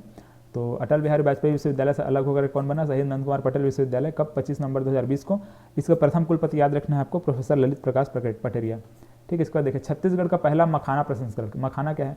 मखाना कमल के फूल का जो बीज होता है, काला काला, आप लोगों ने बचपन में खाया होगा, तो इस मखाना उसी को बोलते हैं। तो उसी का प्रसंस्करण केंद्र बनाया जा रहा है रायपुर में, ये लिंगाडी में। ठीक है, रायपुर के लिंगाडी ग्राम में ये छत्तीसगढ़ का पहला मखाना प्रसंस्करण केंद्र। ठीक है, छत्तीसगढ़ एकमात्र या फिर छत्तीसगढ़ का पहला मखाना प्रसंस्करण केंद्र रायपुर में बनाया जा रहा है। कहाँ पे? लिंगाडी ग्राम, आरंग में। ठीक है, बिहार में देखो, इसको याद रखना है आपको, बिहार के मिथिला मखाना को जीआई टैग प्राप्त हुआ है। देखो बिहार का जो बिहार राज्य है उसका मिथिला मखाना, एक प्रकार का मखाना है ये भी, इसका अलग से इसको नाम दिया गया। तो मिथिला मखाना को जीआई टैग दिया गया है। किसके? बिहार के। छत्तीसगढ़, एक मिनट, छत्तीसगढ़ जिले के नगरी ब्लॉक अंतर्गत कोटेश्वर धाम। ये कोटेश्वर धाम में औषधि पौधों का प्रसंस्करण एवं प्रशिक्षण केंद्र बनाया जा रहा है। तो इसको भी याद रख लेंगे। धमतरी जिले के कोटेश्वर धाम में औषधि पौधों का प्रसंस्करण एवं प्रशिक्षण केंद्र बनाया जा रहा है। बस्तर जिले के 3 स्थानों को वन विभाग द्वारा जैव विविधता पार्क का निर्माण किया जा रहा है। ठीक है, बस्तर जिले का ये 3 स्थान, ठीक है, क्या है? कुम्हाड़कोट, आसना और छापर भानपुरी। ठीक है, तो इन तीनों स्थान पर जैव विविधता पार्क का निर्माण किया जाएगा। चलिए इसके बाद देखिए मरीन फॉसिल पार्क, ये बनाया जा रहा है मनेंद्रगढ़। ठीक, कोरिया में, ठीक, कोरिया जिले के मनेंद्रगढ़ में ये मरीन फॉसिल पार्क बनाया जा रहा है। और देखो हसदा नदी के तट पर लगभग 1 किलोमीटर का जो क्षेत्र है, ठीक है, इसी में ये मरीन फॉसिल पार्क बनाया जाएगा। ठीक है, हसदा नदी किनारे लगभग 1 किलोमीटर जो क्षेत्र है उसी के आसपास ये क्या बनाया जाएगा? मरीन फॉसिल पार्क बनाएगा, मतलब मरीन फॉसिल पार्क बनाया जाएगा। इंपॉर्टेंट, इसको याद रखना है आपको, कोरिया जिला याद रखना है। अब देखो ये क्या चीज़ है, तो 28 करोड़ साल पुराना यहाँ पे जीवाश्म प्राप्त हुआ है। ठीक है, देखो हमारे पृथ्वी का कंटिन्यू क्या हो रहा है, मतलब कि निर्माण हो रहा है। जब हम लोग पढ़ते हैं हम लोग भूगर्भीय संरचना में पढ़ते हैं हम लोग, तो जब पृथ्वी में जिस समय हलचल हो रहा था तो समुद्री जीव क्या थे? भूमि में धंस गए हैं। तो उन्हीं जीव जंतु क्या है, अभी अवशेष कहीं कहीं पे प्राप्त होता है। तो वो अवशेष अभी कहाँ पे प्राप्त हुआ है? मनेंद्रगढ़ में। ठीक है, जो समुद्री जीव है करोड़ों साल पुराना, 28 करोड़ साल पुराना जो समुद्री जीव है, उनका अवशेष कहाँ पे प्राप्त हुआ है? मनेंद्रगढ़ में प्राप्त हुआ है। ठीक है, तो यहीं पे क्या बनाया जा रहा है? मरीन फॉसिल पार्क बनाया जा रहा है। ठीक है, देखो क्या है ये मरीन फॉसिल पार्क? फॉसिल से तात्पर्य वह समुद्री जीव जंतु से है जो करोड़ों वर्ष पहले यहाँ लहराते समुद्र में रहते थे तथा प्राकृतिक परिवर्तन तथा पृथ्वी के पुनर्निर्माण में समुद्र के हटने पर उन जीवों के अंश पत्थरों के मध्य दबकर, ठीक है, पत्थरों के मध्य दबकर किसका? समुद्री जीव जंतु का अवशेष। फॉसिल्स पृथ्वी के परिवर्तन वैज्ञानिक साक्ष्य है। ठीक है, तो ये देखो वही चीज़ जिसमें बोला जा रहा है, जो समुद्री जीव जंतु हैं वो क्या हुआ है? पत्थरों के मध्य दब गए हैं। ठीक है, उन्हीं का अवशेष यहाँ पे प्राप्त हुआ है। कहाँ पे? मनेंद्रगढ़ में। इसी वजह से यहाँ पे मरीन फॉसिल पार्क बनाया जा रहा है। अब देखो भारत में अभी 4 जगहों पर फॉसिल पार्क हैं। ठीक है, फॉसिल पार्क हैं। कहाँ पे? खेमगांव सिक्किम, राजहरा झारखंड, और सुबानसरी अरुणाचल प्रदेश, और दार्जिलिंग पश्चिम बंगाल। और ये क्या हो जाएगा? हमारा 5वां बन जाएगा। ठीक, 5वें नंबर का, भारत का 5वें क्रम का हमारा मरीन फॉसिल पार्क बन जाएगा मनेंद्रगढ़। ठीक है, इंपॉर्टेंट है, याद रखिएगा इसको। अब देखिए बजट 2021-22 में क्या क्या प्रावधान किया गया है, इसको आप लोग एक बार देख लेंगे। ये पूछा जाता है कि जैसे कैसे पूछा जाएगा, राजीव गांधी किसान न्याय योजना के अंतर्गत छत्तीसगढ़ सरकार ने कितने करोड़ का प्रावधान किया है? ठीक, इस प्रकार से पूछा जाएगा। चिराग योजना के लिए कितना करोड़ का प्रावधान किया गया है? या फिर बजट 2021-22 में चिराग योजना के लिए कितने करोड़ का प्रावधान किया गया है, ऐसे पूछा जाएगा। ठीक है, धरसा विकास योजना के लिए बजट 2021-22 में कितने करोड़ का प्रावधान किया गया है? इस प्रकार से प्रश्न पूछा जाता है, तो आपको इन सबको याद रखने हैं। ठीक है, तो एक बार आप लोग देख लेंगे कितना करोड़ का प्रावधान किया गया है, सब यहाँ पे लिखा हुआ है। ठीक है, जैसे कि 5,703 करोड़ का प्रावधान किया गया है राजीव गांधी किसान न्याय योजना के लिए। 2500 करोड़ रुपए का प्रावधान किया गया कृषक जीवन ज्योति योजना के लिए। 150 करोड़ रुपए का प्रावधान किया गया है चिराग योजना के लिए। 150 करोड़ रुपए का प्रावधान किया गया है कृषि पंप के ऊर्जीकरण के लिए। 530 करोड़ रुपए का प्रावधान सौर सुजला योजना के लिए किया गया है। इतने पंप यहाँ पे स्थापित किए जाएंगे। ठीक है, 3 करोड़ रुपए का प्रावधान किया गया है धरसा विकास योजना के लिए। 2067 करोड़ रुपए का प्रावधान प्रधानमंत्री ग्राम सड़क योजना के लिए किया गया है। 100 करोड़ रुपए का प्रावधान किसके लिए किया गया? प्रथम रुर्बन रैंकिंग के लिए किया गया है। 392 करोड़ रुपए का प्रावधान वन क्षेत्र में होगा नलों का जल संरक्षण। 400 करोड़ का स्वच्छ भारत मिशन और 1500 करोड़ रुपए का प्रावधान प्रधानमंत्री आवास योजना। 1603 महात्मा गांधी राष्ट्रीय मतलब ये मनरेगा के लिए और 400 करोड़ का प्रावधान छत्तीसगढ़ राज्य ग्रामीण आजीविका मिशन के लिए किया गया। तो इन सभी कितना प्रावधान किया गया एक बार आप लोग देख लेंगे। ठीक है, बजट 2021-22 के अनुसार ये प्रावधान इतना किया गया। तो ये पूछा जाता है कभी कभी, तो इन सबको एक बार आप लोग देख लेंगे। हालांकि इतने सारे डाटा को तो रट नहीं पाएंगे, लेकिन फिर भी आपको कुछ भी तरह से इंपॉर्टेंट चीज़ों को याद रखना पड़ेगा। ठीक है, तो इसको आप अलग से याद रखेंगे। अब देखिए यहाँ पे कुछ योजना है, इसको हम लोग यहाँ पे देखेंगे। इंपॉर्टेंट है सभी के सभी योजना यहाँ पे जो 2021 में जितने भी योजना है यहाँ पे मैं बताऊंगा, सारे के सारे योजना 2021 में भी शुरू किया गया है। देखो जो चकमक अभियान है ये इसको फिलहाल अभी छोड़ देंगे, यहाँ पे डेट इसका नहीं लिखा है, तो चकमक अभियान यहाँ पे इसको हटा देंगे अभी।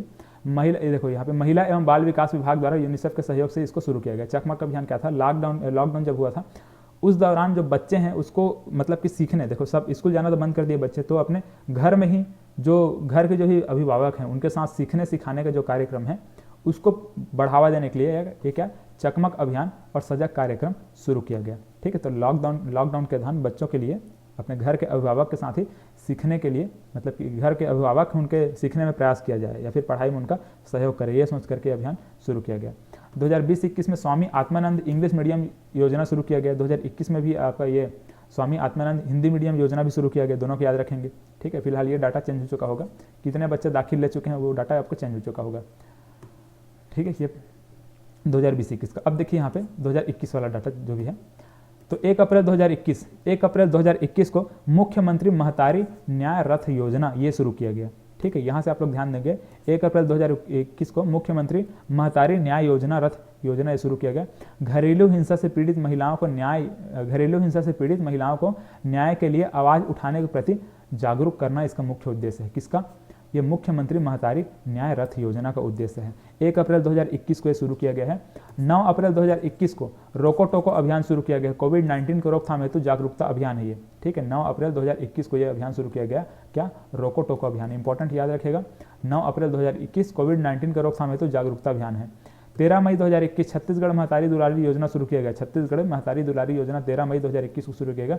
पहले से 8वीं तक के बच्चों, देखो इसमें क्या होता है, जो बच्चे कोरोना की वजह से, देखो जिन बच्चों का, एक मिनट, हाँ यहाँ पे जो बच्चे कोरोना की वजह से देखो जो बच्चे कोरोना की वजह से माता पिता खो दिए हैं, फिर देखो माता पिता या दोनों खो दिए हैं, उन बच्चों को सिंपल भाषा में समझते हैं, जिन बच्चों ने या तो अपना माता या फिर पिता या फिर माता पिता दोनों को खो दिए हैं कोरोना की वजह से, उनको उनकी पढ़ाई में, ठीक है, उनके पढ़ाई के लिए पहले से 8वीं तक के जो बच्चे हैं उनको 500 रुपये प्रति माह दिया जाएगा। 9वीं से 12वीं तक के जो बच्चे हैं उनको 1000 रुपये प्रति माह दिया जाएगा। ठीक है, तो इन बच्चों को महतारी दुलारी योजना के अंतर्गत 500 रुपये और 1000 रुपये ये सहायता राशि, ये पुरस्कार मतलब कि प्रदान किया जा रहा है, सहयोग राशि दिया जा रहा है। इसको याद रखेंगे आप लोग। तो पहले से लेकर के 8वीं तक के जो बच्चे हैं उनको मतलब उनको क्या किया जाएगा, 500 रुपये प्रति माह दिया जाएगा। और 9वीं से लेकर के 12वीं तक के जो बच्चे होंगे उनको 1000 रुपये प्रति माह दिया जाएगा। ठीक है, इसमें क्या है, कोरोना की वजह से जो भी बच्चे माता पिता खो दिए हैं, फिर माता या फिर पिता किसी एक को खो दिए हैं, उनको ये पुरस्कार मतलब कि सहयोग राशि दिया जाएगा। छत्तीसगढ़ महतारी दुलारी योजना के अंतर्गत 13 मई 2021 को ये शुरू किया गया। याद रखेगा 1 जून 2021। देखो फिलहाल तो जितने भी योजनाएं हैं 2019 से लेकर अभी तक की जो योजना है वो एप्लीकेशन में जितने बच्चे हैं उनको मैं भी सेंड कर दूंगा, तो उसको आप लोग वहाँ पे देख लेंगे। ठीक है, जितना भी योजना है उसको आप लोग वहाँ से और पढ़ लेंगे। फिलहाल उसका एक वीडियो मैं और बना दूंगा, वहाँ पे समझ में आ जाएगा।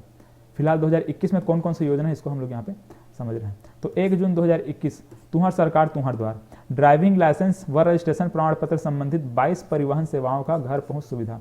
ठीक है, जितना भी देखो कोविड की वजह से लॉकडाउन था, तो ड्राइविंग लाइसेंस, रजिस्ट्रेशन प्रमाण पत्र, इन सभी चीज़ों का, ठीक है, इन सभी चीज़ों का ड्राइविंग लाइसेंस, रजिस्ट्रेशन प्रमाण पत्र, जो आरसी वगैरह होता है गाड़ी का, उन सभी का मतलब कि देखो इन सभी को मिलाकर के 22 परिवहन सेवा ठीक है। 22 प्रकार के जो परिवहन सेवा है उसका घर पहुंच सुविधा उपलब्ध कराया जाए, किसके माध्यम से? तुम्हार सरकार तुम्हार द्वार योजना के माध्यम से। इस योजना के माध्यम से 22 प्रकार के जो परिवहन सेवाएं हैं उसको मतलब कि सबके घर में ही घर पहुंच सुविधा उपलब्ध कराया जाएगा, जिसमें क्या क्या शामिल है? ड्राइविंग लाइसेंस है, रजिस्ट्रेशन से प्रमाण पत्र है, मतलब कि जो आरसी है गाड़ी का, उन सबको घर पहुंच सुविधा उपलब्ध कराया जा रहा है। 6 जून 2021 को मुख्यमंत्री वृक्षारोपण योजना अभियान चलाया गया, ठीक है। इसमें कुछ ये डाटा है, फिलहाल ये इंपॉर्टेंट नहीं है। खरीफ वर्ष 2020 में धान की फसल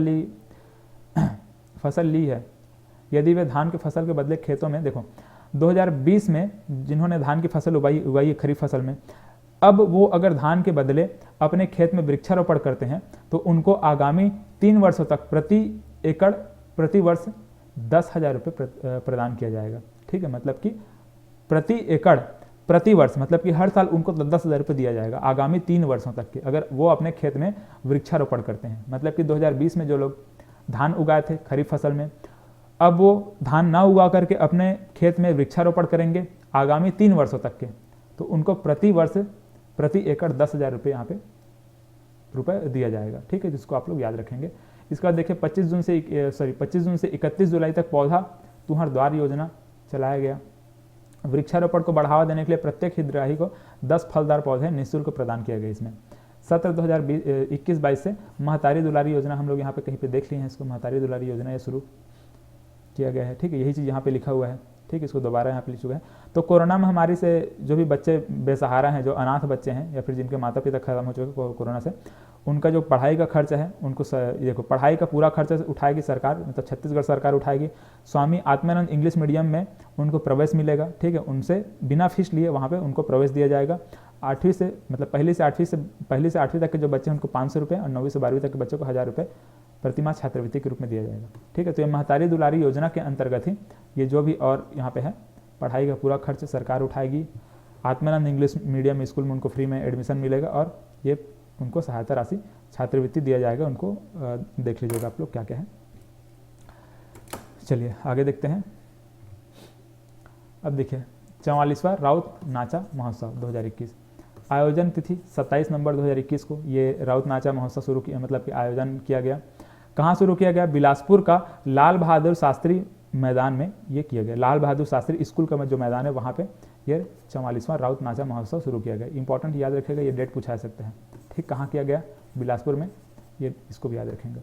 इसमें प्रथम पुरस्कार किसको प्राप्त हुआ? भरनी परसदा को प्रथम पुरस्कार प्राप्त हुआ, याद रखेगा। ये जो एक मतलब कि ये क्या है, राउत नाचा एक टीम है, भरनी परसदा, इनको प्राप्त हुआ है, मतलब कि प्रथम पुरस्कार प्राप्त हुआ है, ठीक। किसको? भरनी परसदा का जो दल है उसको, ठीक है। चलिए देखिए नंगत पीला कार्यक्रम।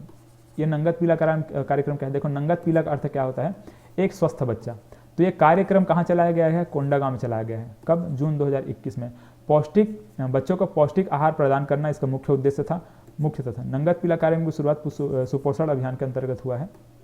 सुपोषण अभियान के अंतर्गत इस कार्यक्रम का क्या हुआ है? शुरुआत हुआ है। तो याद रखेंगे नंगत पीला का मतलब क्या होता है? एक स्वस्थ बच्चा। कब चलाया गया? कोंडागांव में चलाया गया। और ये इसका उद्देश्य क्या है इसको भी देख लीजिएगा। सहकारिता सम्मेलन, ये 20 सितंबर 2021 को किया गया। चलिए तो ये आयोजन इस दिन किया गया। कब, कहाँ किया गया? दुर्ग में किया गया है। दुर्ग पाटन विकास खंड में किया गया है। ग्राम सेलूद में ये किया गया है। तो ये स्थान का नाम आप लोग देख लेंगे। सहकारिता मंत्री कौन है इसको भी आप लोग देख लेंगे, ठीक है। प्रेम साय सिंह टेकाम, इसको भी आप लोग याद रखेंगे, सहकारिता मंत्री। देखो रोको टोको अभियान, रोको टोको अभियान, इसको हम लोग अभी देखे हैं। 9 अप्रैल 2021 को ये अभियान चलाया गया, ठीक है, रायपुर शुरू किया गया। यूनिसेफ एवं समाज सेवी संगठन समर्थन द्वारा, ये फिलहाल कोई इंपॉर्टेंट नहीं है। उद्देश्य क्या है? कोरोना संबंधित जागरूकता व टीकाकरण को बढ़ावा देना, ठीक है। रोको टोको अभियान का ये मुख्य उद्देश्य है, ठीक है। लोग घर से बाहर निकल जाते थे, कोरोना में लॉकडाउन था, फिर भी घर से बाहर निकलते थे, इसीलिए अभियान चलाया गया। कब चलाया गया? 9 अप्रैल 2021 को। रोका छेका अभियान 1 जुलाई 2021 को। देखो ये पिछले वर्ष भी चलाया गया था, मतलब कि 2020 में भी ये अभियान चलाया गया था। 19 जून से लेकर के 30 जून तक के अभियान चलाया गया था। इस वर्ष भी 1 जुलाई 2021 को यह अभियान शुरू किया गया, ठीक। इस वर्ष 2021 में भी, तो 2020 में भी चलाया गया था, 2021 में भी। रोका छेका अभियान, तो इसका कब शुरू किया गया? ये इसको भी याद रखेंगे, 1 जुलाई 2021 को। मवेशियों से फसलों की सुरक्षा करना, ठीक है, ये इसका स्लोगन था, इसको भी आप लोग देख लेंगे, ठीक। खेती बाड़ी के आगे बेरा चलाओ करबो रोका छेका, खेती बाड़ी के आगे बेरा चलाओ करबो रोका छेका। पावना जागरूकता, तो ये रायगढ़ जिले के माहवारी स्वच्छता अभियान के तहत महिलाओं और बालिकाओं में माहवारी के प्रति जागरूकता लाने का इसका उद्देश्य था। ठीक है, पावना जागरूकता अभियान का। चलिए, राष्ट्रीय पोषण माह, राष्ट्रीय पोषण माह 1 से 30 सितंबर तक। देखो, ये जो पूरा सितंबर का महीना है इसको राष्ट्रीय पोषण माह के रूप में मनाया जाता है। ठीक है, 2018 से प्रति वर्ष सितंबर माह को पोषण माह के रूप में मनाया जाता है, याद रखेंगे इसको। नारा क्या है? कुपोषण छोड़ो पोषण की ओर, कुपोषण छोड़ पोषण की ओर, इस प्रकार से इसका क्या है? थामे क्षेत्रीय भोजन की डोर, कुपोषण छोड़ पोषण की ओर, थामे क्षेत्रीय भोजन की डोर, ये इसका क्या था? नारा था। और ये आयोजन महिला एवं बाल विकास विभाग द्वारा किया गया था। ठीक है, इसको याद रखेंगे। पोषण माह कब चलाया गया था? सितंबर माह में। पूरा सितंबर माह को पोषण माह के रूप में मनाया जाता है। कब से? 2018 से मनाया जा रहा है। ठीक, कुपोषण एवं एनीमिया को कम करना इसका मुख्य उद्देश्य है। संवेदना अभियान कोंडागांव में चलाया गया। मानसिक रोगियों के बेहतर व उच्च स्तरीय उपचार। ठीक है, उच्च स्तरीय उपचार हेतु ये अभियान चलाया गया। ठीक, इसको आप लोग देख लेंगे क्या है। चलिए, फिलहाल ये इंपॉर्टेंट है। देखिए, 37वां चक्रधर समारोह 2021। आयोजन तिथि याद रखेंगे 10 से 19 सितंबर। ठीक, इंपॉर्टेंट ही है। 10 से 19 सितंबर को ये 37वां चक्रधर समारोह आयोजन किया गया था। 10 दिन तक ये चक्रधर समारोह होता है। देखो, ये रायगढ़ में होता है मुख्य रूप से। रायगढ़ में 10 दिन का ये क्या होता है? समारोह होता है। ठीक है, तो इसको भी आप लोग ध्यान देंगे। कब से कब तक हुआ इसको भी आप लोग देख लेंगे। इसका देखिए, कोडानार हस्तशिल्प महोत्सव, तो ये कोंडागांव में चलाया गया। कोडानार हस्तशिल्प महोत्सव 14 से 24 अक्टूबर तक ये चलाया गया। इसमें और कुछ ज़्यादा इंपॉर्टेंट नहीं है। चलिए, जनजातीय क्राफ्ट महोत्सव। ठीक है, इसको भी आप लोग देख लेंगे। ये रायपुर जो पंडरी है, कपड़ा मार्केट रायपुर का पंडरी, कपड़ा मार्केट पंडरी रायपुर का, वहाँ ये जनजातीय क्राफ्ट महोत्सव ये हुआ। 15 से लेकर के 17 नवंबर तक हुआ। ठीक है, इसमें शुभारंभ करता ये सब फिलहाल कुछ लिखा हुआ है, आप लोग इसको देख लेंगे। देखो, इस मेले में प्रदेश के बस्तर से लेकर के सरगुजा तक के कलाकार अपनी कला का तथा शिल्पकार अपने उत्पादों का प्रदर्शन किए। मतलब कि जितने भी जो कलाकार हैं वो लोग अपना कला का प्रदर्शन किए, और जितने भी जो शिल्पकार हैं उन्होंने अपने उत्पादों का प्रदर्शन इस जनजातीय क्राफ्ट महोत्सव में किया। ठीक है, बस्तर से लेकर के सरगुजा तक के जितने भी जो कलाकार हैं वो सब। मैन पाट महोत्सव, ठीक है, 12 से लेकर के 14 फरवरी तक ये हुआ। 3 दिवस का ये महोत्सव था। इसमें देखो, स्थल क्या है? रोपाखार सरगुजा में ये हुआ। तो इन सब चीज़ों को आप लोग एक बार देख लेंगे। ठीक है, हालांकि ज़्यादा इंपॉर्टेंट है। डेट याद रखेंगे कब से कब तक हुआ। गिधवा परसदा पक्षी महोत्सव, ठीक है, ये बेमेतरा में हुआ। नगधा गांव नवागढ़, यहाँ पे ये महोत्सव हुआ। 31 जनवरी से लेकर के 2 फरवरी तक ये महोत्सव हुआ था। ठीक है, राजिम पुन्नी महोत्सव 27 फरवरी से लेकर के 21 मार्च तक के ये हुआ। माघ पूर्णिमा से लेकर के महाशिवरात्रि तक। ठीक, राजिम पुन्नी महोत्सव। ठीक, फिलहाल तो जितने जो एप्लीकेशन वाले बच्चों को मैं पढ़ा चुका हूँ। राजिम पुन्नी महोत्सव कब हो, मतलब कि जितने भी जो महोत्सव हैं वो महोत्सव कब कब होता है, जो मुख्य महोत्सव, उन सब चीज़ों को मैं बता चुका हूँ। जैसे कि यहाँ पे माघ पूर्णिमा महोत्सव। ठीक है, तो ये माघ पूर्णिमा महोत्सव क्या है, किस प्रकार से, मतलब माघ पूर्णिमा से लेकर के महाशिवरात्रि यहाँ पे लिखा, माघ पूर्णिमा से लेकर के महाशिवरात्रि तक यहाँ पे लिखा हुआ है। तो ये किस प्रकार से हम लोग इसको कैसे देखेंगे, इन सब चीज़ों को मैं यहाँ पे समझाया हुआ था। ठीक है, जितना भी जो माह है उसको मैं पढ़ाया हुआ था। वहाँ पे मैं आपको समझाया था कि कौन कौन सा महोत्सव कब कब होता है। चलिए, अब देखते हैं आगे क्या है। निर्मित ट्राइबल टूरिस्ट सर्किट। देखो, तो छत्तीसगढ़ में 13 स्थानों को विकसित किया जा रहा है। किसके लिए? ट्राइबल टूरिज्म सर्किट के रूप में विकसित किया जा रहा है। इतना करोड़ रुपए के लागत से, ठीक, मतलब कि 96.10 करोड़ के लागत से 13 स्थानों को ट्राइबल टूरिज्म सर्किट के रूप में विकसित किया जा रहा है, जिसमें ये सभी स्थान हैं। ठीक है, टोटल यहाँ पे 13 स्थान हैं। सभी स्थान को आप लोग एक एक बार देख लेंगे कौन कौन से स्थान हैं। तो इन स्थानों में क्या किया जा रहा है? ट्राइबल टूरिज्म सर्किट के रूप में इसको विकसित किया जा रहा है। छत्तीसगढ़ के सभी स्थान हैं। ठीक है, चलो याद रखेंगे इसको। चलिए, तो इस प्रकार से हम लोगों ने जितने भी जो छत्तीसगढ़ के करंट अफेयर्स है उसको हम लोगों ने कंप्लीट किया। ठीक है, इसको अगर समझ में कुछ चीज़ें अगर डाउट है अभी भी, ठीक है, समझ नहीं आया होगा, तो आप लोग व्हाट्सअप नंबर आप लोगों को मैं दे दिया हूँ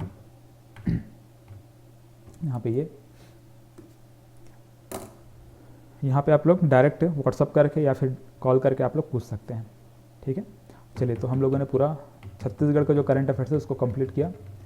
नोट्स आपको मिल जाएगा, एप्लीकेशन से आप लोग डाउनलोड कर सकते हैं। जो यूट्यूब वाले बच्चे हैं वो लोग ऐप में स्टडी मटेरियल वाले सेक्शन में आपको डाउनलोड करना है, और जो रेगुलर क्लासेस वाले, जो प्री प्लस मेंस वाले जो बच्चे हैं, या फिर जो PDF कोर्स वाले जो बच्चे हैं, उनको डायरेक्ट उनके चैट सेक्शन में, मतलब कि जो ग्रुप है उसी में डायरेक्ट मैं उनको मैं सेंड कर दूँगा।